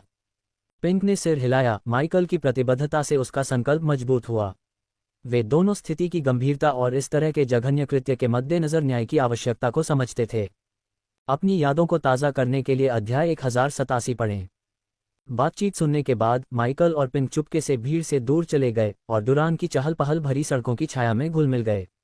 अब उनके पास एक नया उद्देश्य था, रनमास्टर्स गिल्ड में घुसपैठ करना और गिलरूट की हत्या के बारे में अधिक जानकारी इकट्ठा करने के लिए अधिकारी बारूक से बात करना। हमेशा चौकस रहने वाले सबा ने सुझाव दिया, हमें अपने डकैती करने वाले साथियों और विलेनियस गिरोह से भी बात करनी चाहिए। उन्होंने इस हत्या के बारे में कुछ सुना होगा। आप सही कह रहे हैं, माइकल ने सहमति जताई। उसका दिमाग पहले से ही उनके अगले कदमों की रणनीति बना रहा था। और मुझे यकीन है कि एल्मर को इस बारे में कुछ जानकारी है। वह हमेशा अपने कान जमीन पर रखता है। जैसे जैसे वे शहर से गुजरते गए, माइकल के चेहरे पर दृढ़ निश्चय और हत्या करने का इरादा था। ऐसा लगता है कि हमें डुरान में अपना प्रवास बढ़ाना होगा, उन्होंने कहा। उनके विस्तारित मिशन के निहितार्थ उनकी आवाज में स्पष्ट थे। माइकल को पता नहीं था कि यह जांच उसे एक हत्या की गुत्थी सुझाने से कहीं अधिक जटिल रास्ते पर ले जाएगी। अध्याय 1169 अनुष्ठानिक हत्या। माइकल तेजी से बांस के जंगल की ओर बढ़ा। पिंक को अधिकारी बरूक से मिलने के लिए छोड़ दिया। जैसे ही वह अंधेरी गली के पास पहुंचा, वह घने बांस के जंगल में छिपे हुए विलेनियस गिरोह के ठिकाने की ओर उड़ता हुआ आसमान में चला गया। जंगल की छतरी हवा में धीरे धीरे हिल रही थी। ऊपर काले बादल छाए हुए थे जो एक उदास माहौल बना रहे थे। छोटे छोटे घरों और घने बांस के बीच बने आश्रयों से घिरे विचित्र शिविर में चुपचाप उतरते हुए माइकल की उपस्थिति ने तुरंत ध्यान आकर्षित किया। अपने गिरोह के 2 सदस्यों की बुरी तरह पिटाई करने के बीच में विलेनियस बीच बीच में जम गया। उसकी मुट्ठियां अभी भी उठी हुई थीं। कुछ पल के लिए पहचान होने से पहले उसके चेहरे पर सदमा दर्ज हुआ। विलेनियस की आंखों में बेचैनी और आश्चर्य की झलक दिखाई दी। जब वह सीधा हुआ, उसकी नज़र माइकल पर टिकी हुई थी। तुम वापस आ गए हो, उसने कहा। उसकी आवाज में जिज्ञासा और आशंका का मिश्रण था। माइकल ने बिना कुछ कहे एकांत इमारतों में से एक की ओर इशारा किया, जिससे संकेत मिलता है कि वह निजी तौर पर बात करना चाहता है। विवेक की आवश्यकता को समझते हुए विलेनियस ने सिर हिलाया और दूसरों को उसके बिना आगे बढ़ने का संकेत दिया। जब वे एकांत इमारत की ओर बढ़े तो विलेनियस को वह दिन याद आ गया जब जॉन ने उसे परास्त कर दिया था। एक शक्तिशाली जहर से वश में किए जाने और एकांत तीव्र यातना के अधीन किए जाने की याद अभी भी उसके दिमाग में घूम रही थी। वह मुठभेड़ एक महत्वपूर्ण क्षण था जिसने विलेनियस गिरोह की गतिशीलता और उसके भीतर उसकी भूमिका को नया रूप दिया। लेकिन माइकल के जाने के बाद विलेनियस ने गिरोह के निर्विवाद नेता के रूप में अपनी स्थिति फिर से हासिल कर ली। उसे जवाब देने से मुक्त होकर विलेनियस ने अपने दृष्टिकोण के अनुसार गिरोह को चलाया था, माइकल के चित्र में आने से पहले की तरह ही अपनी भूमिका के साथ आने वाली स्वायत्ता और शक्ति का आनंद ले रहा था। हालांकि माइकल की अप्रत्याशित वापसी के साथ निर्विवाद नेतृत्व की वह भावना बदलाव के कगार पर लग रही थी। जैसे ही वे इमारत में दाखिल हुए, हवा में अपरिहार्यता की भावना छा गई। विलेनियस जानता था कि माइकल की वापसी का कारण जो भी हो, यह एक बदलाव का संकेत था, गिरोह के निर्विवाद नेता के रूप में उसके समय का संभावित अंत। जब माइकल विलेनियस के कमरे में दाखिल हुआ तो उसने आत्मविश्वास से गिरोह के नेता की कुर्सी ली और आराम से पीछे की ओर झुक गया। 3 सिर वाला सांप वे दौड़ा, मेज पर कूद गया और अपनी निगाहें विलेनियस पर टिकाए रहा। गिरोह के नेता को सांप की जांच के तहत बेचैनी का एहसास हुआ, लेकिन उसने अपना संयम बनाए रखा। तो जब मैं दूर था तब तुम क्या कर रहे थे? माइकल ने विलेनियस पर अपनी नज़रें गड़ाए हुए लापरवाही से पूछा। विलेनियस ने अपनी बेचैनी को छिपाने की कोशिश करते हुए जवाब दिया, बस सामान्य डकैती और कुछ टोही कार्य। मुझे लगता है कि आप अपनी अनुपस्थिति के दौरान क्या कर रहे थे, इसका खुलासा नहीं करेंगे। उनका लहजा शांत था, लगभग चुनौतीपूर्ण। हालांकि माइकल ने कुछ समय के लिए विलेनियस के सवाल को अनदेखा कर दिया। उसका ध्यान खिड़की की ओर गया, जहां उसने काले बारिश के बादलों को देखा। क्या बारिश हो रही है? उसने जिज्ञासा से पूछा। विषय में अचानक बदलाव से हैरान विलेनियस ने जवाब देने से पहले भौहें से कुड़ी, हम नहीं। वह समझ नहीं पाया कि माइकल ऐसा सवाल क्यों पूछ रहा है। माइकल के लिए इस अवलोकन ने एक संदेह की पुष्टि की। दुनिया में वास्तव में बारिश खत्म हो गई होगी क्योंकि उसने बारिश के देवता रेनार को खत्म कर दिया था। इस चौंकाने वाले एहसास के बावजूद माइकल का ध्यान गिलरूट के हत्यारे को उजागर करने पर रहा। बारिश की अनुपस्थिति महत्वपूर्ण थी, लेकिन वह जानता था कि पैंथियन इसे संबोधित करेगा, या शायद बारिश का एक नया देवता उभरेगा। हाथ में मौजूद मामले पर लौटते हुए माइकल ने टिप्पणी की, मुझे उम्मीद है कि आपने डकैतियों के मेरे हिस्से को अलग से संग्रहित किया होगा। विलेनियस थोड़ा चिढ़ गया, एक दराज की ओर इशारा किया। माइकल ने मुस्कुराते हुए दराज खोला और सोने के सिक्कों से भरा एक स्पेस रिंग पाया। अच्छा, माइकल ने स्पेस रिंग को जेब में रखते हुए कहा। फिर विलेनियस ने सावधानी से चिंता का विषय उठाया। क्या तुम एक नई डकैती शुरू करने के लिए वापस आए हो? ईडन गार्डन में जो कुछ हुआ उसके बाद हम बहुत जांच के दायरे में हैं। इसलिए कम से कम अभी के लिए ईडन गार्डन जैसी हाई प्रोफाइल चीज को फिर से निशाना न बनाने की कोशिश करो, उसने चेतावनी दी। हालांकि माइकल एक और डकैती शुरू करने के लिए वहां नहीं था, जिससे विलेनियस को राहत मिली। डुरन में उसकी वापसी का एक अलग उद्देश्य था जो अभी तक सामने नहीं आया था। माइकल ने अपनी बातचीत का ध्यान बदलते हुए उस विषय को उठाया जो उसके दिमाग में भारी पड़ रहा था। मुझे गिलरूट की मौत के बारे में और जानने की जरूरत है, उसने कहा, उसकी आवाज में तत्परता का भाव था। माइकल के शब्दों पर विचार करते हुए विलेनियस पीछे झुक गया। उन्होंने कहा, मैंने भी अफवाहें सुनी हैं। अंडरवर्ल्ड में कानाफूसी है कि उसकी मौत सिर्फ एक हत्या से कहीं ज्यादा है। इस बारे में ऐसे बात की जा रही है जैसे कि यह किसी तरह का संदेश हो। उसने अपने शब्दों को सावधानी से चुनते हुए विराम लिया। अंडरवर्ल्ड के बड़े खिलाड़ी भी इस मामले से दूर ही रहते हैं। ऐसा लगता है कि उन्हें कुछ पता है जो हमें नहीं है। हमारे लिए इसमें शामिल होने से बचना ही समझदारी होगी, विलेनियस ने सलाह दी। उसके लहजे में सावधानी का संकेत था। हालांकि माइकल दृढ़ था। इसके बारे में सावधानी से पूछो, मुझे इस हत्या के बारे में जानकारी चाहिए, उसने जोर देकर कहा। क्यों? इस हत्या में तुम्हारे लिए इतना महत्वपूर्ण क्या है? विलेनियस ने भौहें चढ़ाते हुए पूछा। उसके हाव भाव में जिज्ञासा साफ झलक रही थी। माइकल की प्रतिक्रिया सीधी सादी थी, जिसमें व्यक्तिगत भावनाएं भी थीं। गिलरूट मेरे लिए महत्वपूर्ण था। मुझे इसकी तह तक जाना है, पता लगाना है कि कौन जिम्मेदार है, उसने घोषणा की। उसका दृढ़ निश्चय स्पष्ट था। विलेनियस ने एक अवसर को भांपते हुए गिलरूट की हत्या में माइकल की रुचि के बारे में और अधिक जांच की। वह हमेशा किसी ऐसे लाभ की तलाश में रहता था जो उसे माइकल जैसे दुर्जय व्यक्ति के खिलाफ भी ऊपरी हाथ दे सके। इससे पहले कि विलेनियस और गहराई से जान पाता, अयाग ने एक हंसी के साथ बीच में टोक दिया। उसने एक छोटी सी कहानी सुनानी शुरू की जो एक दंतकथा में लिपटी एक चेतावनी लग रही थी। एक बार एक घने जंगल में, उसने शुरू किया, एक जिज्ञासु छोटी लोमड़ी थी। इस लोमड़ी की आदत थी कि वह हर मामले, हर रहस्य में अपनी नाक घुसाती थी। एक दिन उसने जंगल के भीतर एक तेज दहाड़ सुनी। अपनी जिज्ञासा से प्रेरित होकर लोमड़ी ने आवाज का पीछा किया, कुछ रोमांचक खोजने की उम्मीद में। अयाग ने आगे बढ़ने से पहले एक पल के लिए विराम लिया। वह जितनी गहराई में गई, दहाड़ उतनी ही तेज होती गई, जब तक कि वह खुद को एक गुफा के मुहाने पर नहीं पा गई। अंदर जंगल का राजा एक सोया हुआ शेर था। लोमड़ी अपनी जिज्ञासा को नियंत्रित करने में असमर्थ उसके करीब पहुंच गई। लेकिन अपनी उत्सुकता में उसने एक टहनी पर पैर रखा, जिससे वह टूट गई। आवाज ने शेर को जगा दिया, जिसने गुस्से में लोमड़ी को पकड़ लिया और उसकी जान ले ली। अयाग की आवाज स्थिर थी क्योंकि उसने अपनी कहानी समाप्त की। कहानी का नैतिक, कभी कभी जिज्ञासा आपको खतरे में डाल सकती है, खासकर जब इसमें ऐसे मामले शामिल हों जिन्हें अकेला छोड़ देना सबसे अच्छा है। विलेनियस, हमारे खिलाफ बहुत चालाक नहीं होना बुद्धिमानी होगी। विलेनियस ने कहानी और उसकी अंतर्निहित चेतावनी को समझते हुए धीरे से सिर हिलाया। उसके व्यवहार में एक नई सावधानी थी। उसने महसूस किया कि माइकल के कारणों में बहुत गहराई से जाना उसके हित में नहीं हो सकता है। जिस दुनिया में वे रहते थे, वहां कुछ जिज्ञासाओं को संतुष्ट न करना ही बेहतर था। गिलरूट की हत्या के बारे में जो कुछ भी पता लगा सकते हो पता लगाओ, और एल्मर को मुझसे मिलने भेजो। माइकल ने अपनी आवाज में दृढ़ स्वर के साथ विलेनियस को अपने अंतिम निर्देश दिए। जैसे ही ऑक चला गया, अयाग ने जोर से सोचा, गिलरूट को कौन मार सकता था ताकि अंडरवर्ल्ड भी डर जाए। मुझे इस बारे में बुरा लग रहा है। ऐसा लग रहा है कि हम यहाँ अंधेरे में टटोल रहे हैं। कैन, जो आमतौर पर अधिक संयमित रहता है, ने अपनी बेचैनी व्यक्त की। माइकल ने कैन की भावना को साझा किया, इस स्थिति में अज्ञात चर के भार को महसूस करते हुए। फिर भी उसने चुप रहना चुना, उसके विचार अपने तक ही सीमित रहे। अचानक पिंक की आवाज़, जो भय और डर से भरी हुई थी, ईयरपीस के माध्यम से उसके सिर में सन्नाटे को तोड़ती हुई आई। भूत, उसने कहा, उसकी आवाज़ कांप रही थी। उसकी आवाज़ सुनकर माइकल की अभिव्यक्ति गंभीर हो गई। क्या तुम मुसीबत में हो? उसने पूछा, उसके स्वर में चिंता स्पष्ट थी। ईयरपीस के माध्यम से उसने पिंक की प्रतिक्रिया सुनी, जो भावनाओं से घुट रही थी। ये गिलरूट का शरीर है।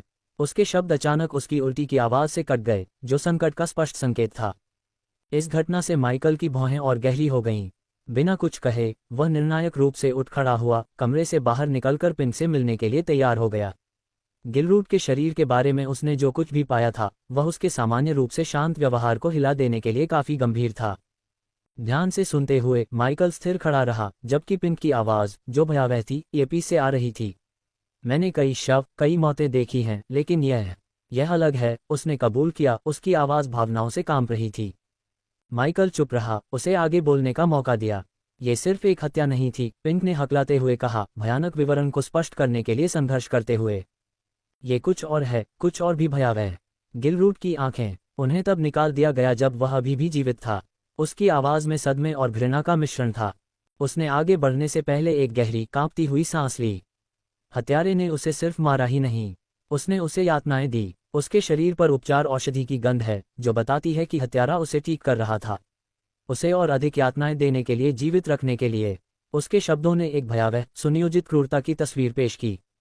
गिलरूट के अंगों को विधिपूर्वक काटा गया था और उसे खोखला कर दिया गया था।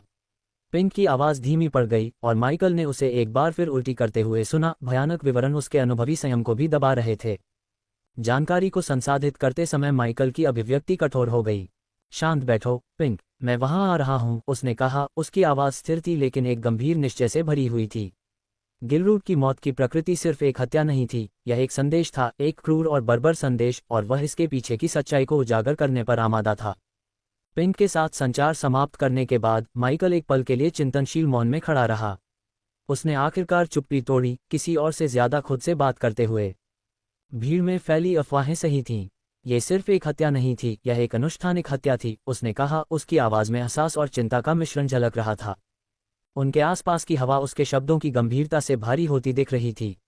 एक अनुष्ठानिक हत्या हिंसा के एक साधारण कृत्य की तुलना में कहीं अधिक जटिल और भयावह उद्देश्यों का संकेत देती है। यह अंधेरे शक्तियों की ओर इशारा करता है, जिन्हें वे अभी समझना शुरू कर रहे थे। कैन, जो चुपचाप इस आदान प्रदान को देख रहा था, फिर से बोला। उसकी आवाज़ में पूर्वाभास की भावना थी। मुझे इस बारे में बुरा लग रहा है, उसने दोहराया। इस बार उसकी चेतावनी ज्यादा जरूरी थी। अध्याय 1170, हत्यारे की पहचान। विल्नियस के कमरे से बाहर निकलने के बाद माइकल ने खुद को आसमान की ओर बढ़ाया। हवा में तेजी से चीरते हुए वह सीधे दुरन की ओर बढ़ा। आखिरकार वह 3 मंजिला इमारत की छत पर शान से उतरा, जिसमें शहर के गार्ड के कप्तान, अधिकारी बरूक की बैरक थी। चलो अपने छोटे दोस्तों का उपयोग करते हैं, माइकल ने ड्रोन निकालते हुए कहा। ड्रोन तैनात करते हुए उसने उन्हें इमारत के चारों ओर उड़ान भरने के लिए भेजा, ताकि क्षेत्र का सर्वेक्षण किया जा सके और उसे अतिरिक्त आंखें प्रदान की जा सकें। इस बीच ऊपर काले बादल भयावह रूप से मंडरा रहे थे, फिर भी बारिश नहीं हुई। ये रैनार की मौत के परिणामों की एक कठोर याद दिलाता था। ये रहा हमारा अंदर का रास्ता, माइकल ने ड्रोन फीड के माध्यम से झांका और इमारत की ऊपरी मंजिलों में से एक पर एक खुली खिड़की देखी। बिना किसी हिचकिचाहट के वह किनारे से कूद गया और खुली खिड़की के माध्यम से एक छाया पर ध्यान केंद्रित करते हुए खुद को अंदर ले जाने के लिए अपनी छाया टेलीपोर्टेशन क्षमता का उपयोग किया। उसने खुद को चर्मपत्रों से भरे किताबों के रैक से सजे एक कमरे में पाया। चारों ओर एक त्वरित नज़र ने पुष्टि की कि यह किसी प्रकार का संग्रह या स्टोर रूम था। माइकल ने तुरंत अपने ईयरपीस के माध्यम से पिंक से संपर्क किया। मैं इमारत के अंदर हूँ, तुम कहाँ हो? उसने पूछा। भूमिगत कालकोठरी में आओ, पिंक की आवाज़ ने जवाब दिया। उसका लहजा सख्त था। लेकिन पहरेदारों से सावधान रहो। क्या वह बरूक से नहीं कह सकती कि वह हमें अंदर आने दे? माइकल के कंधे पर बैठे अयाग ने बीच में कहा। बरूक केवल किताबों से हमें निकालने में मदद कर रहा है।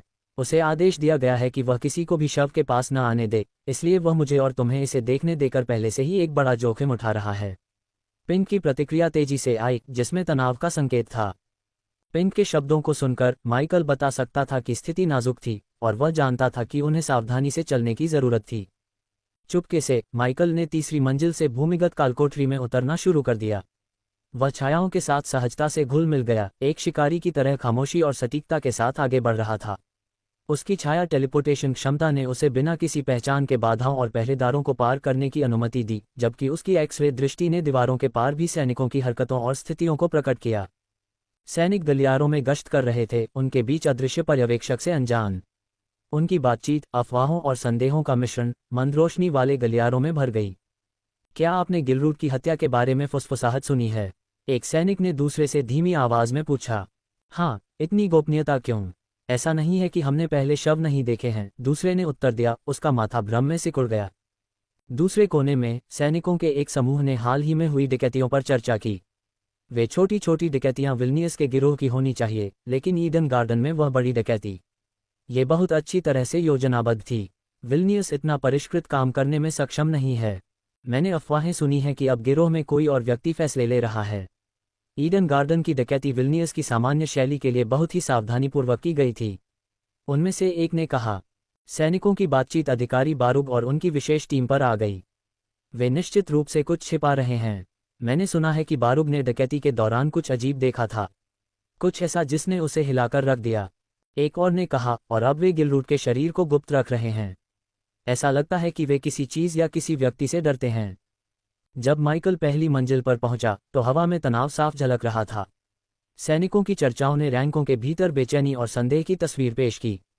डकैतियों के बारे में उनकी अटकलें, गिलरूट की मौत के इर्द गिर्द अजीबोगरीब रहस्य और अधिकारी बारूग के असामान्य व्यवहार ने अभी तक उजागर नहीं किए जाने वाले गहरे रहस्यों की ओर इशारा किया। जब माइकल चुपके से इमारत से गुजरा तो वह अधिकारी बारूग के साथ अपनी पिछली मुठभेड़ के बारे में सोचते हुए मुस्कुराहट को दबा नहीं सका। उसे अच्छी तरह याद था कि कैसे उसने अपने पिछले टकराव के दौरान बारूग और उसकी टीम को पूरी तरह से मात दी थी। अयाग ने अपने कंधे से फुसफुसाते हुए कहा, ऐसा लगता है कि बारूग और उसकी टीम ईडन गार्डन के अंदर जो कुछ भी हुआ उसे बाकी गार्डों से छिपा रही है। हाँ, माइकल ने चुपचाप जवाब दिया, उनके लिए मैं बस एक इंसान हूं जिसने एल्मर द्वारा आयोजित बंधक स्थिति के दौरान रिडॉन फंड्स में जाने के लिए स्वेच्छा से काम किया। उन्हें असली कहानी के बारे में कुछ भी पता नहीं है। अयाग ने शरारती अंदाज में ठहाका लगाया। कल्पना कीजिए कि बारूग का चेहरा कैसा होगा अगर उसे कभी पता चले कि ईडन गार्डन में डकैती हमने ही की थी और हम ही विल्नियस गिरोह में फैसले ले रहे हैं। इस विचार से माइकल की मुस्कान खुशी से और बढ़ गई। कालकोठरी की ओर जाने वाली सीढ़ियों के करीब जाकर उसने प्रवेश द्वार पर 2 ऑक गार्ड देखे, उनका ध्यान अपने कर्तव्य पर केंद्रित था। पास की छाया में घुल मिलकर वह लगभग अदृश्य हो गया और गार्डों को ध्यान से देख रहा था। हमें ध्यान भटकाने की जरूरत है, माइकल ने बड़बड़ाते हुए कहा। बिना किसी अलार्म के गार्ड को बाईपास करने के लिए उसके दिमाग में पहले से ही एक योजना तैयार थी। उसके दिमाग में संभावनाओं की दौड़ लगी हुई थी, हर परिदृश्य उसके दिमाग में घूम रहा था क्योंकि वह अपनी चाल चलने के लिए तैयार था। थोड़ी देर की त्वरित योजना के बाद माइकल ने कोने में एक शराब का बैरल देखा। फिर माइकल ने सावधानी से जमीन पर एक छोटा ड्रोन रखा। फर्श पर गतिविधि का एक हलचल भरा दृश्य था। कवच पहने सैनिक टेबल और क्यूबिकल के बीच चल रहे थे, उनका ध्यान हर जगह बिखरे हुए चर्मपत्रों और दस्तावेजों पर केंद्रित था।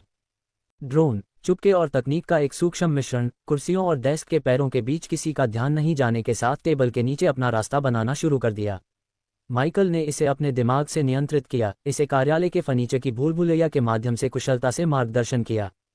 उसका लक्ष्य कमरे के एक कोने में संग्रहित बड़ा शराब का बैरल था। ड्रोन के यांत्रिक ब्लेड का उपयोग करके उसने कुशलता से बैरल में एक छेद काट दिया। फर्श पर शराब गिरने की आवाज तेज नहीं थी, लेकिन ये 2 ऑक का ध्यान आकर्षित करने के लिए पर्याप्त थी। सीढ़ियों के पास गार्ड, असामान्य शोर से सतर्क होकर गार्ड अपनी पोस्ट छोड़कर चले गए और गड़बड़ी के स्रोत की जांच करने के लिए दूसरों के साथ शामिल हो गए। ये वह क्षण था जिसका माइकल को इंतजार था। अवसर का लाभ उठाते हुए उसने छाया टेलीपोर्टेशन का उपयोग करके तेजी से और चुपचाप सीढ़ियों में प्रवेश किया। वह तेजी से नीचे उतरा, अभ्यास के साथ आसानी से सीढ़ियों पर चढ़ता हुआ, उसकी उपस्थिति का पता नहीं चला। माइकल पिंक और अधिकारी बारूग को खोजने के लिए कालकोठरी में पहुंचा। कालकोठरी ऊपर की गतिविधि से भरी मंजिलों से बिल्कुल अलग थी। यह मंद रोशनी में थी, जिसकी रोशनी ठंडी पत्थर की दीवारों पर लंबी, भयानक छायाएं डाल रही थी। हवा नम थी, नम मिट्टी और पुराने पत्थर की गंध से भरी हुई थी। कमरे के केंद्र में सफेद कपड़े में लिपटी एक मेज गंभीरता से खड़ी थी, जिसने तुरंत ध्यान आकर्षित किया। पिंक मेज के पास खड़ी थी, उस पर ढकी हुई आकृति को देखते हुए उसका भाव उदास था। इस बीच अधिकारी बरूग एक पारदर्शी बैग में बंद कुछ वस्तुओं की जांच करने में तल्लीन था, उसकी बाहें एकाग्रता में सिकुड़ी हुई थीं। जैसे ही माइकल उनके पास पहुंचा, बरूग ने ऊपर देखा, उसकी आंखें पहचान में चौड़ी हो गईं। 1 मिनट रुको, मैं तुम्हें जानता हूं, उसने कहा, उसके चेहरे पर एहसास की झलक उभरी। तुम जॉन हो, उसने कहा, उनकी पिछली मुलाकात को याद करते हुए। फिर उसकी अभिव्यक्ति संदेह में बदल गई। तुम कोई आम रन मास्टर तो नहीं हो, है न? बरूग ने पूछा, उसकी आवाज़ संदेह से भरी हुई थी। माइकल ने एक छोटी, जानकार मुस्कान पेश की। चलो बस इतना ही कहो कि मैं एक दोस्त हूं, अधिकारी बरूग। अगर गिलरूट की मौत के बारे में रहस्य ना होता तो मैं सीधे आपसे संपर्क करता, उसने सहजता से उत्तर दिया। उसके शब्दों को सच्चाई और धोखे को मिलाने के लिए सावधानी से चुना गया था। बरूग ने माइकल को सिर से पैर तक जांचा, किसी भी धोखे के संकेतों की तलाश में। लेकिन माइकल अपने असली इरादों को छिपाने में कुशल था और उसके शब्दों में बरूग को समझाने के लिए पर्याप्त सच्चाई थी। तनाव के क्षण को बाधित करते हुए पिंक ने तुरंत बात की। चलो, जो मामला हमारे हाथ में है उस पर ध्यान केंद्रित करते हैं, उसने अपनी आवाज़ को दृढ़ रखते हुए कहा। बरूग ने गहरी सांस ली, उसकी नज़र बैग में रखी चीज़ों पर वापस चली गई। आमतौर पर मैं ऐसे बाहरी लोगों को शामिल नहीं करता जिन पर मुझे पूरा भरोसा नहीं है, खासकर इस तरह के संवेदनशील मामले में, उसने स्वीकार किया। लेकिन ये हत्या बिल्कुल भी सामान्य नहीं है। मुझे इस पर नए सिरे से नज़र डालने की ज़रूरत है। इस स्वीकारोक्ति के साथ तीनों ने अपना ध्यान हाथ में लिए काम पर लगाया, गिलरूट की अशांत मौत के रहस्य को जानने के लिए तैयार। स्थिति की गंभीरता को समझते हुए वेदोरा ने एक मुंह पालतू जानवर की भूमिका निभाने का फैसला किया। लगभग सहज ज्ञान के साथ हाइड्रा माइकल की जेब में घुस गया, शांत और विनीत बना रहा। जैसे ही वे टेबल के पास पहुंचे, माइकल ने चिंता के संकेत के साथ पिंक की ओर रुख किया। आपको देखने की जरूरत नहीं है, उसने धीरे से कहा, जो उनके लिए परेशान करने वाले दृश्य का इंतजार कर रहा था। हालांकि पिंक दृढ़ थी। अपना सिर मजबूती से हिलाते हुए उसने जोर देकर कहा, मुझे ये देखना है। आपके अवलोकन महत्वपूर्ण हैं, लेकिन मुझे ये समझने की जरूरत है कि हम किससे निपट रहे हैं।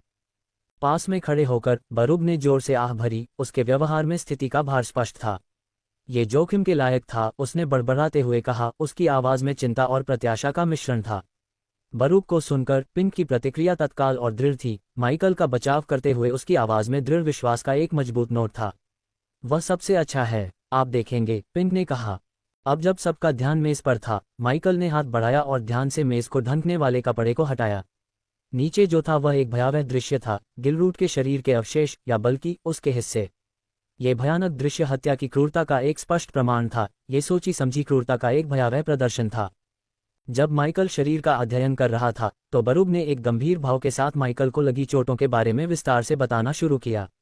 उसने गिलरूट के अवशेषों के विभिन्न हिस्सों की ओर इशारा करते हुए कहा। भयानक विषय वस्तु के बावजूद उसकी आवाज़ स्थिर थी।